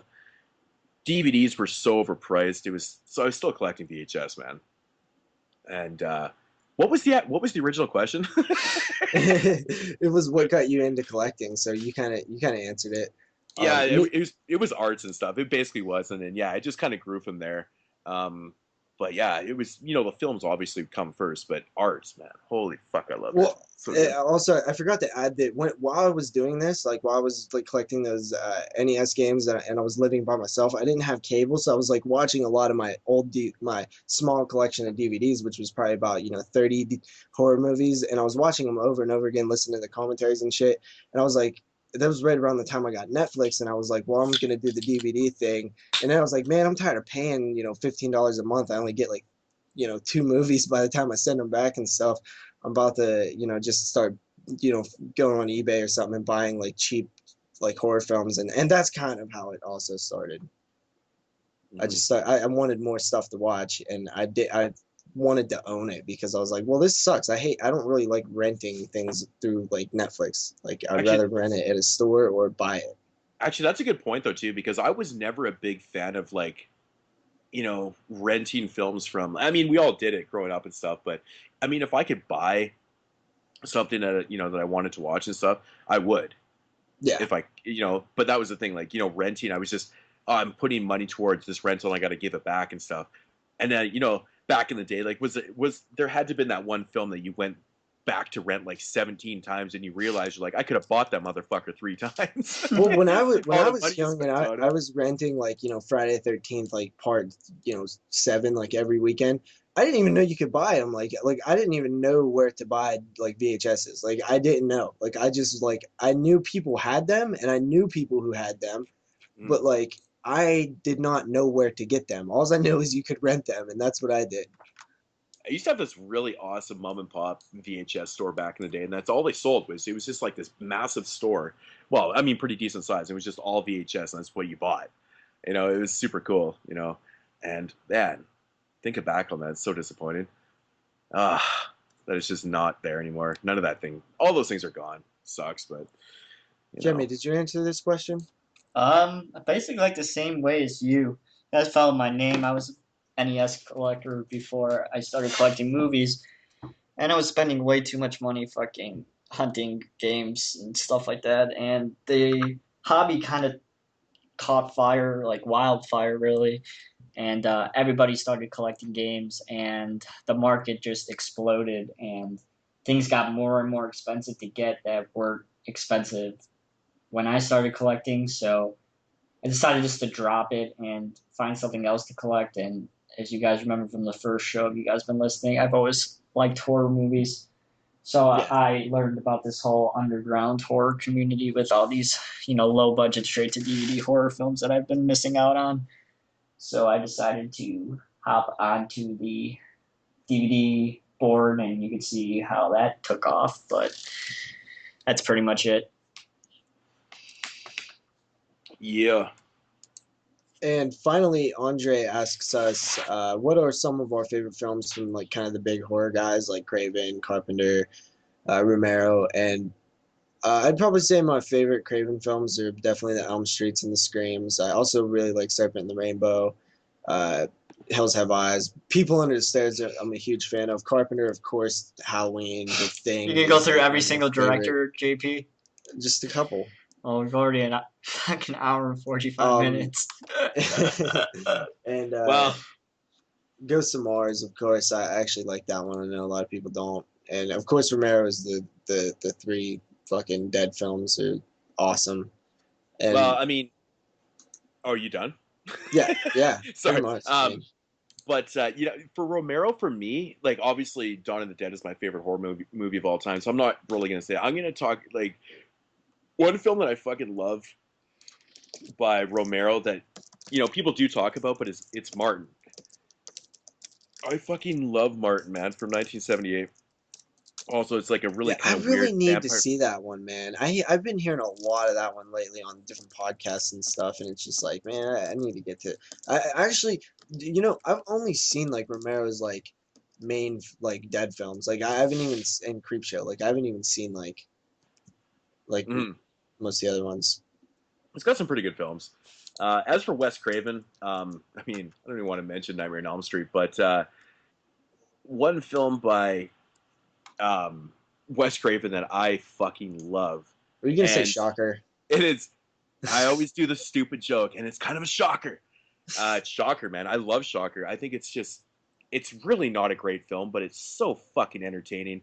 It's basically it's like Nightmare on Elm Street. We all know that, but it's just so Besides much. Elm Street and Scream, though, what is your favorite Craven film? Well, Shocker, I think is probably, yeah, People on the Stairs. Those are Yeah, People the two. Under Stairs. I have to go with People Under the Stairs, man. I love that movie. Same. It's such a like weird like kind of film.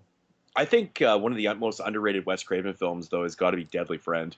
I mean, Deadly Friend does get talked It's about a little got to bit. be My Soul to Take, actually.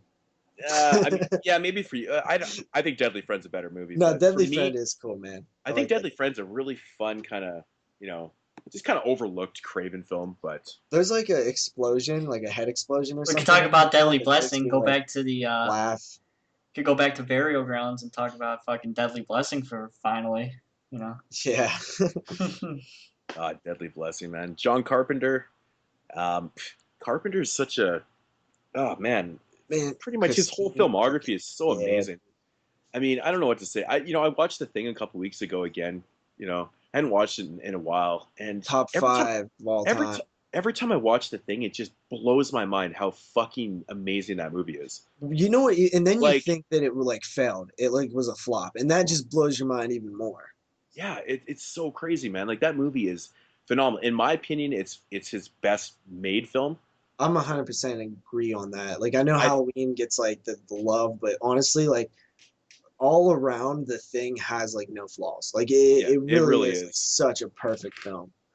Yeah, I fucking love that film. But as Wes Craven, John Carpenter, I always said I think that the most underrated and one film that I fucking love with a passion that no one ever talks about is In the Mouth of Madness. Ghost of Mars. In the Mouth of Madness, I think it's just a brilliant film, and I think it's maybe because of the time it came out. You know, it's like that mid-90s movie that I don't know, people just definitely weren't watching as much and really respecting the genre as much as they probably should have been. And I think movies like that kind of got overlooked a little bit. In the Mouth of Madness is a beautiful film, great story, good effect. It's just a good film. I recommend it to anybody, man. It's great. But I can't deny, I love Christine. Christine's such a fucking amazing film. Yeah. Yeah, dude. Christine, fucking all of them are awesome. And that pretty much wraps it up for Mood Swings. I think Jeremy would agree with all those, correct? Pretty much. All right, since we're an hour and 48 minutes into the show right now, instead of talking about our 3 films that we watched in the pick of the week, I think we all just agreed we're just going to do the pick of the week and then hop into the Banshee chapter, so this doesn't turn out to be a 3.5 hour long show like it probably would be if we did 3 films and the Banshee chapter. So okay, we can do that. So we're just going to do pick of the week. So who wants to go first? Go ahead, Jeremy. I'll go. Me? Or you go. All right. My pick of the week is a film I watched a few weeks ago that I reviewed up on Body Bags. And it's a 2013 film called Flu that was released in 2014. This movie totally blew my mind and totally caught me off guard. So I was walking down the aisle at Walmart, looking for movies to buy. Well, just looking at the cool new movies that I would probably buy at Family Video later on down the road. And this movie caught my eye. I picked it up and I read the back, and it seemed fucking amazing. I love films where viruses run rapid on cities and they don't come back to life. They just kill the people instead of coming back to life. I think it's so interesting, kind of because I'm a hypochondriac myself, and I think about those kind of things of like, the fuck would happen if shit like that went down. But film basically follows this guy who's a paramedic, and it's a South Korean film, a paramedic in a big city in South Korea. And one day there's this accident, and this woman's car falls into like this mine shaft, and he saves this woman, and of course falls in love with her, and that's like a side story. And one day this shipment arrived in a crate, and it was filled with dead bodies of these people who had this infectious disease that once you get it in your bloodstream, it kills you off slowly, and it starts to run rampant on the city. And of course, the government's trying to decide what they should do, and so of course, this woman who this guy loves, who's falling in love with, has a daughter, a little daughter, who does a really fucking awesome job in this film. She's about like 5 or 6. She's just so fucking good in this movie. Really awesome performance from this little girl.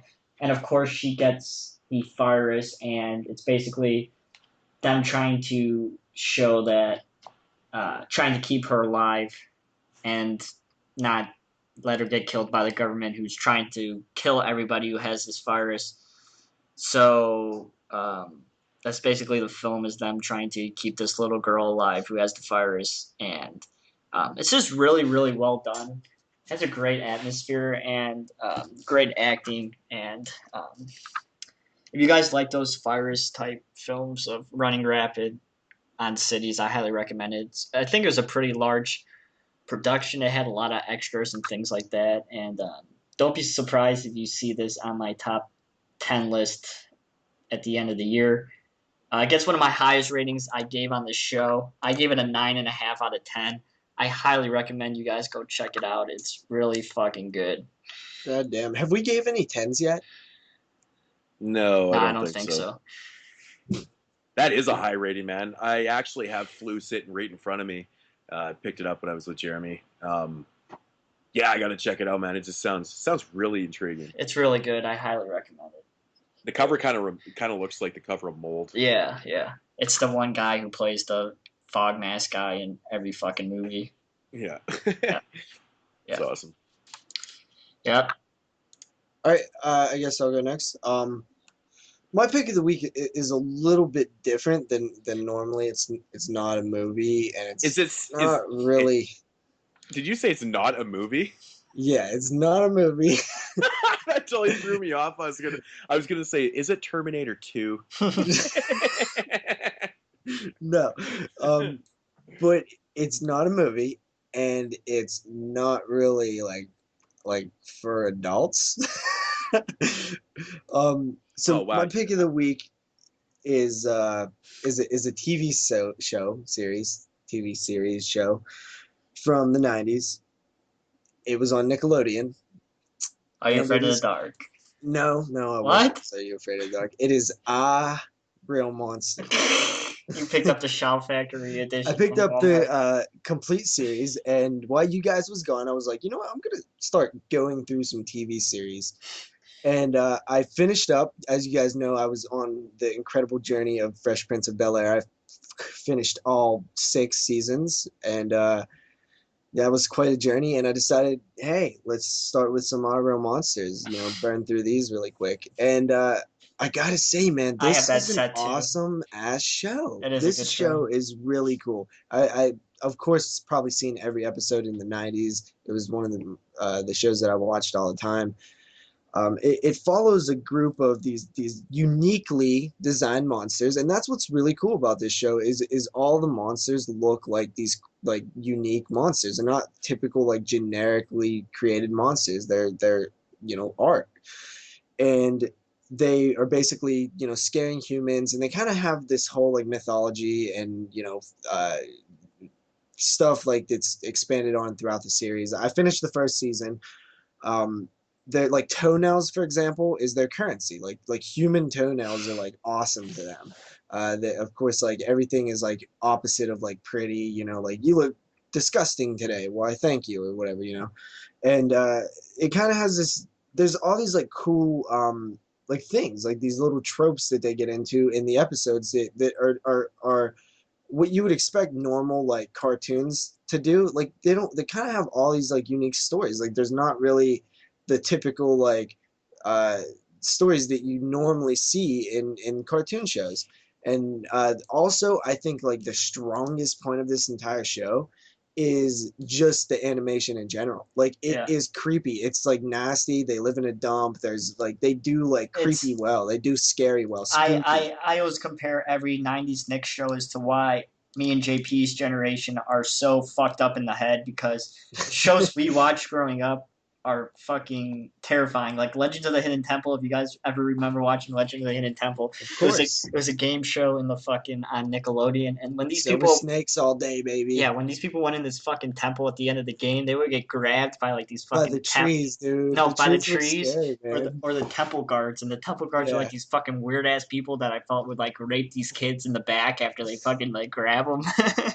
Yeah, dude, really. I mean, the '90s had some great stuff, man, and it was a little less like apologetic, and it kind of like had like a lot of like these undertones that like as adults you kind of catch now, but like kids wouldn't get them back then. Especially in Rocko's Modern Life, man. Big time. Yeah, especially in Rocko's Modern Life. And Our Real Monsters is just it's gross, man. Like they pull their guts out of their stomach and stuff, and it's cool as hell, and it wouldn't happen today. No way. It's awesome, man. Yeah, Our Real Monsters. I picked up the entire series. Same, $20 at Walmart. 2 episodes for $20 at Walmart, and you could probably find it cheaper online. It's definitely worth it, and it's a fun show. And these are fun because you would throw it on, and there's like 2 episodes. Each episode has 2 stories, so they're like 10 minutes long each, 12 minutes long each. It's so fun, man. You could burn through a whole season in a day or two. It's awesome. Yeah, it's a good show. Huh. I'm a '90s Nick kid, so of course I'm going to say that. Yeah, me too. So, is it appropriate to rate that? Like, did you give a rating? No, you didn't. Well, I mean, for the first season, I give it, in terms of like TV, it's definitely a solid 8. Holy shit, the ratings are high today, folks. Yeah. Wow. Let's see if Moodz can live up with the hype. All right. Yeah. So my pick of the week is. Film I actually watched when I was in Chicago on Netflix. I don't actually have this yet. But man, this shit blew me away, man. From last year, 2013. It's called Contracted. Yeah, I've seen Midnight. Dude, I swear to God, I've been looking at this thing on eBay like for some reason, this film has like caught my attention and just been super interesting to me since like Jeremy talked about it, or the DVD was announced, or whatever. It was part of the news, I think. And I'm on eBay like every day, like, well, let me find it for a good price, and I cannot find it. That ain't gonna happen for a little while. Yeah, that's the thing, and that's why I don't have it either, because I just have to wait till Family Video drops it down, and then it'll start to go cheap. But it's fucking IFC, man. Midnight just put out another really good one. But yeah, it's about this girl named Samantha. She's got issues. She lives with her mom. Her mom has some major problems with her, specifically because of her sexual orientation. Samantha is a lesbian. She's got issues with her girlfriend. They've recently broken up and stuff. And so she's kind of dealing with that and her mom and stuff. And she's also at the same time trying to get into, I believe, some type of school or whatever. She's waiting to hear back on that, so she's got all this going on. Anyways, one night she's at her she goes to a friend's house to go party and stuff, and she essentially is being hit on by this one guy throughout the whole movie, this guy's always around. He's always being a kind of creepy and shit like that. And he knows that she's a lesbian, but this guy continuously kind of fucking follows around. It's just kind of weird, kind of subplot to the thing. But anyway, she's at this party and whatnot, partying it up and stuff, and she's not really there to like get real shit faced and stuff. But her friend insists that she has a bunch of drinks, so she has a few shots and stuff. She gets a little tipsy and she meets this guy, and you never really see his face. You kind of see him from the side and whatnot. And basically, what happens is he kind of date rapes her. Like she's a lesbian, she's not really there to be sleeping with guys and stuff. And basically what happens is that, yeah, he sleeps with her and stuff. She knows, what happened and stuff. Anyway, she wakes up the next day and she's like kind of sick and shit. And like, it basically takes place over 3 days. Like from the time which she thinks she contracts like an STD from this guy to the time the film ends is about 3 days. So she wakes up this first morning, she's real sick. She's got like sore throat and stuff, and she's like fucking bleeding and stuff, like out her area and shit. Is real fucking nasty. So basically, the whole film. Area? Oh, come on, JP. Yeah. So basically, the whole film, like next step, she goes to the doctor, tries to figure out what's going on and shit like that, and they can't fucking figure it out, man. Like the doctor's very confused and shit because she's got like all these weird symptoms and stuff. But the best thing about this movie is that you really don't know what the fuck happened to her, because you never like it's such a mystery. It's such a mystery, man. It's very cool. I'm not going to give away the ending or nothing, but definitely. But it's very cool, like, because you never like you don't get to see this guy's face and stuff, and but it's very cool how they do her, kind of changing over these 3 days, getting sicker and stuff. Like her eyes start getting major fucked up, bloodshot. She's bleeding out her vagina, like she's pissing there blood. you go, JP. Now you know. Area. Okay. She's like aging and like all the shit that's happening to her and stuff. And there's some really, really nasty scenes in this film actually later on and stuff. Better be. But it's basically about her just kind of breaking down and what's really happening to her. And and there's not really a whole lot more I can really say without giving anything away. But man, that's enough for me. What a great film! What a great film though. Like it was good. It was really good. And it's just, fuck, there's some parts, man. I gagged. I knew not gonna lie. Oh, man. When you see it, you'll know exactly what I'm talking about. But so, really well done film. Really well done film. The girl that plays Sam, I'm not sure what her name is. Like Nahara Townsend or something like that. She really good job in the lead role. She did a really good job. Very convincing. When she's fighting with her mom and she's very... she's kind of got that attitude towards her mom because her mom doesn't respect her as a person, and she pulls it off really well. But then she's very genuine and she's kind of like subdued a little bit. Like she's very she kind of fucked up things with her girlfriend, right? And when she's trying to deal with her girlfriend and get her back and stuff, she's like a totally different type of person.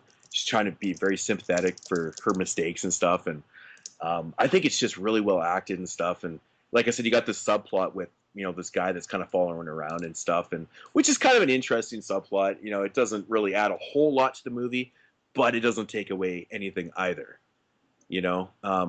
So I just, oh man, it's just good. It's just good. Everyone check it out. Fucking amazing. I love when I watch films like this because it just keeps me thinking for days. But this sounds like the type of film that like is the reason like we are like horror fans. Like when we find these awesome like films like this. Yeah, totally. If I had to rate it, I'd give it like a 9 out of 10. Really? Yeah, man, it's really like, good. I can't wait. This is to one of get those this cases where like I've wanted to see this, and like hearing like credible people like give it good ratings, like it even makes me. It just like I know I'm gonna like it now. I honestly think most people will like this film. It's different. It's got a really unique type of feel. That's why it kind of interests me to begin with. Like when I first read about it, I was like, oh shit, this sounds cool. Yeah, definitely worth the watch, man. It's fucking good. Like I said, I can't wait to pick it up. IFC does it again. Yep. All right. So I hope you guys enjoyed the short and what we watched section. We're running a little bit over time. We're just past the 2-hour mark here. And we're going to get into our discussion of the 2013 released and 2014 film Banshee Chapter, and I'm going to pass the torch over to good old JP so he can do his usual synopsis of the film like he does every time. So, JP. Okay, so the IMDb description is journalist Anne Rowland explores the disturbing links behind her friend's sudden disappearance, an ominous government research chemical, and a disturbing radio broadcast of unknown origin. So also, this film is kind of about this experimental drug, which, I remember seeing the trailer for this film because back a while ago when I did the horror news, and I totally forgot about it, but I always remembered the idea behind it, and it instantly caught my attention because the first thing that they say in the trailer is, this is dimethyltryptamine, which is a drug, DMT. It's kind of short. The short version is DMT, and this is a real drug, guys. Like, I don't know if you guys know about it. It's extracted from the pineal. It's in your pineal gland, but it's in a lot of other things too. It's in living things, and it's like the most potent psychedelic like ever, like in the world, and it's also one of the most illegal drugs in the United States. And I thought the idea to do this was just, DMT and a horror film. Just it sounded so awesome to me. So that's kind of like my little backstory on it. But so they kind of take this drug, and this guy disappears, and the woman who had some sort of previous relationship, maybe more than friends, is looking for the answers and reasons and mysteries. They were like covering things. They were schoolmates, and they were basically into the same type of like journalism type deal. Yeah, that's the bond that they had. Yeah, but it also, she kind of hints at, that maybe she liked him a little bit more than that. Most definitely, yeah. Yeah, so she gets involved with this writer, and as they experiment with this special sort of DMT that's in the film, it's kind of extracted directly from your brain, and it's like a little bit crazier, and there's this like weird broadcast, and there's this whole government research thing. So what did you guys like think of it? Like, that's the plot. What did you think of it? I thought it was good. I thought it was actually really good. I thought it was a refreshing retake of From Beyond. I thought it was good. Yeah. I really like the elements of like the whole investigation into it and stuff, and then it's just, it has a really dark type feel, and it's such a mystery though too. Mm-hmm. To like find, I don't want to give anything away in the ending. I don't even know if I should say that, but kind of what it comes down to with what the government was really doing, or what they discover and stuff. There's a lot of mystery to this film though. Would you there definitely agree? Is. Yeah. There's a lot left unexplained, and there is kind of a reveal at the end. And honestly, guys, like when it was revealed, I was like, like I wasn't like exciting, or I wasn't like, oh, that was cool or something. It's just like, oh, that's what, okay. Like it didn't really do anything for me. I thought that this film had like so much like things going for it with the whole DMT thing, and I'm like, I know that it probably had to do with budget, but it feels like there was just so much possibility for like just these like crazy scenes of like hallucinations and shit like that they didn't even get to at all. But I don't know, like, do you think it would have been appropriate to like kind of put, I mean, I guess maybe to have one in there or something, but it's not really about, it's more about finding out what really happened to her friends, and it's about investigating. I don't know if it's strictly about throwing in psychedelic scenes and kind of tripping out people like that. I think it would kind of. I think if you threw in too much of that, it would kind of take away from what the movie is really about: is her investigating and finding out what the fuck happened to her friend, and then covering all this shit that's going on with the government and fucking. I agree that that's what it is about, but I don't think that's what it should have been about. I think that this whole DMT concept is so much stronger. And they had a little, but it is a lot about that too, which is like, I'm just saying, you had so much there working with. It's original. Nobody has done it yet, and it's something that I've thought about before. And I was just like, wow, this is going to be so cool.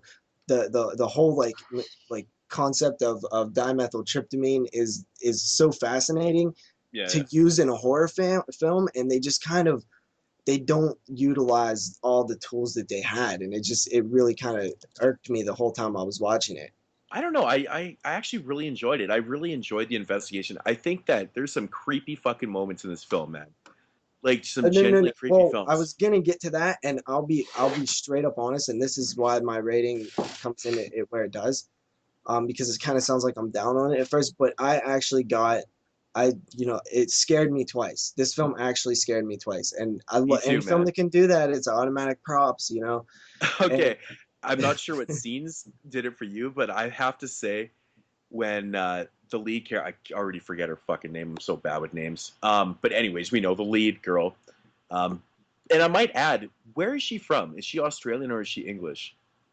I would say she's English, I think. Because I actually couldn't tell. I was like, okay. I couldn't really either. But all right, so there was this around the security camera, and then towards the end, both of those spots like kind of got me.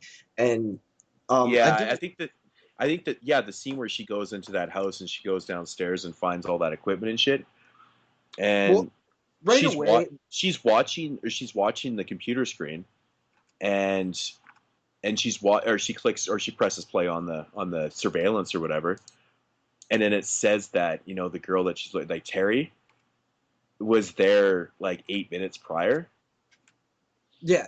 Did that not trip you right the fuck out? I was like, what the fuck? It actually like scared me. I was like, wow, that's really creepy, man. Yeah, that it's not like you don't really. There's no like something that like jumps out at you or anything. It's just the thought of like, oh my god, like somebody's in this room. Like that stuff works on me all the time. The best thing about that scene is that the best thing about that scene is that they don't give you any idea that there's someone there. Yeah. Like, you obviously have it in the back of your mind that there could be, but there's nothing there. There's no jump scares. There's nothing. You don't see a glimpse of anything.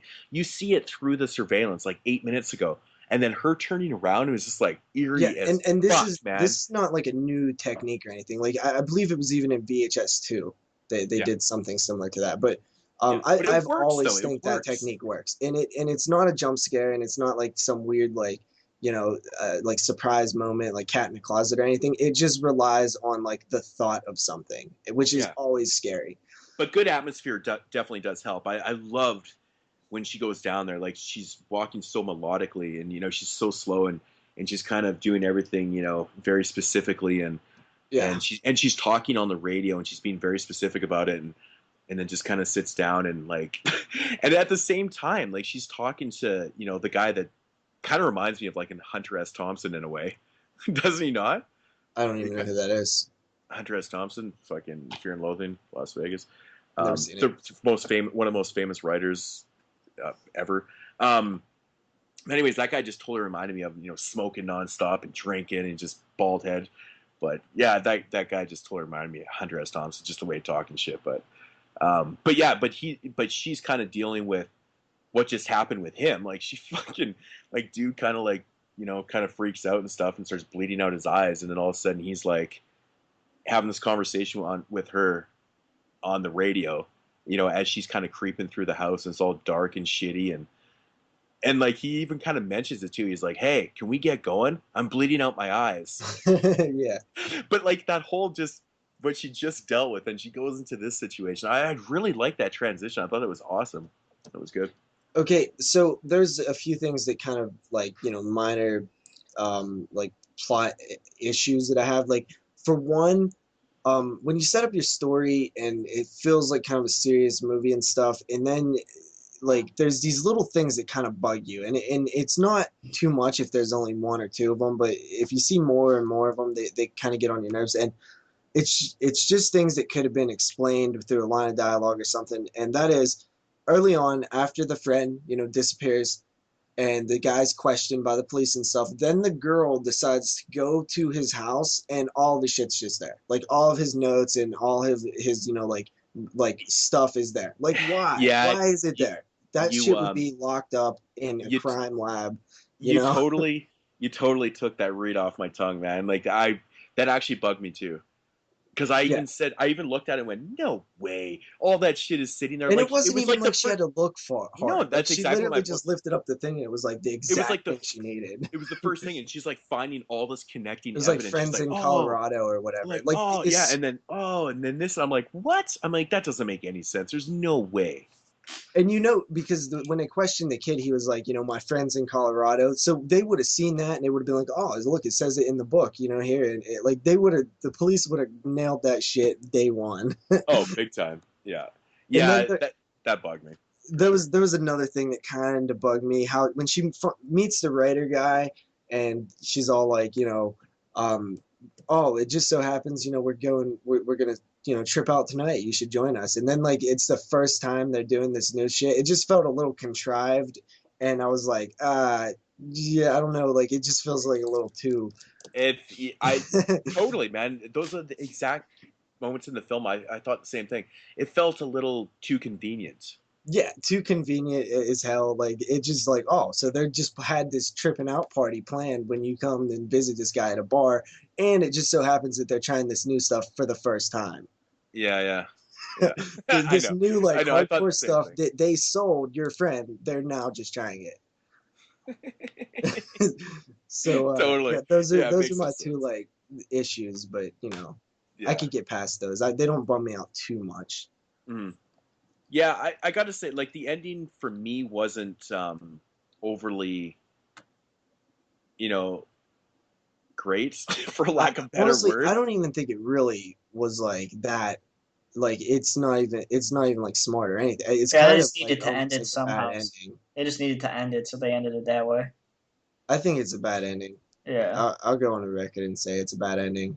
I wasn't. Yeah, I know, but it doesn't. To me, it didn't honestly ruin the whole experience of the film. I really did enjoy it. I liked it. Yeah, I thought it was actually really well done. But like, I do understand where you're coming from. Having a little more type.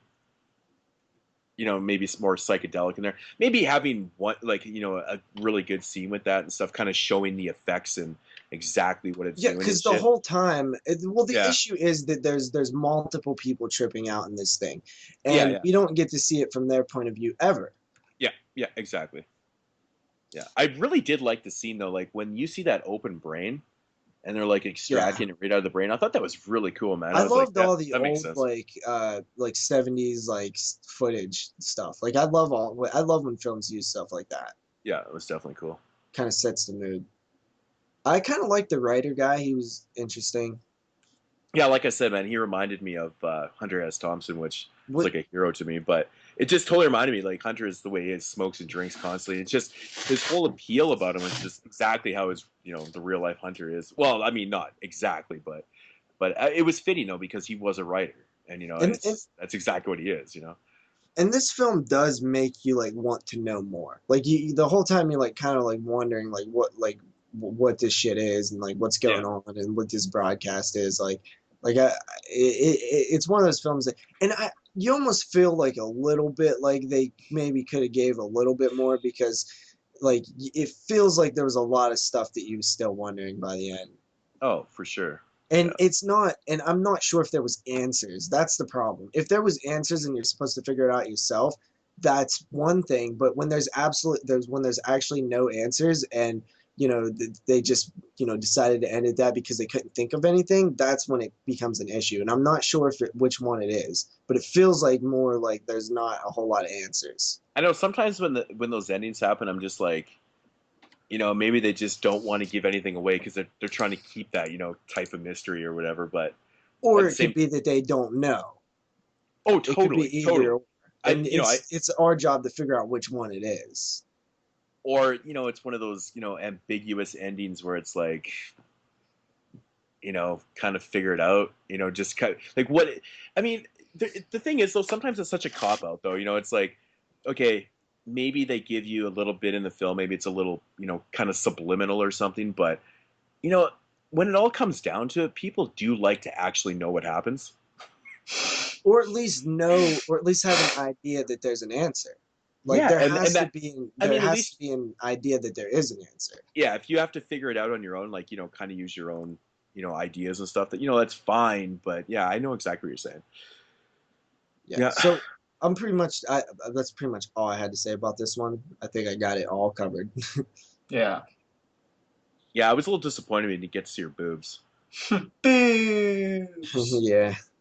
No, I'm just Yeah. joking. Actually, I'm not trying to be I don't bummed, even but think. I didn't even realize that actually that there was no boobs or anything. Was there? I don't think it would fit. No, there was boobs. There was No, on the no. table. There The was girl quite on a the few boobs. table. There was Was there? actually a couple. There was a I can't couple even different remember. girls on those tables that showed boobs. But I was talking about the lead. But it really wouldn't have fit in because who would she have?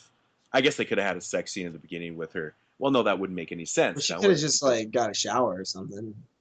just randomly in the shower one time.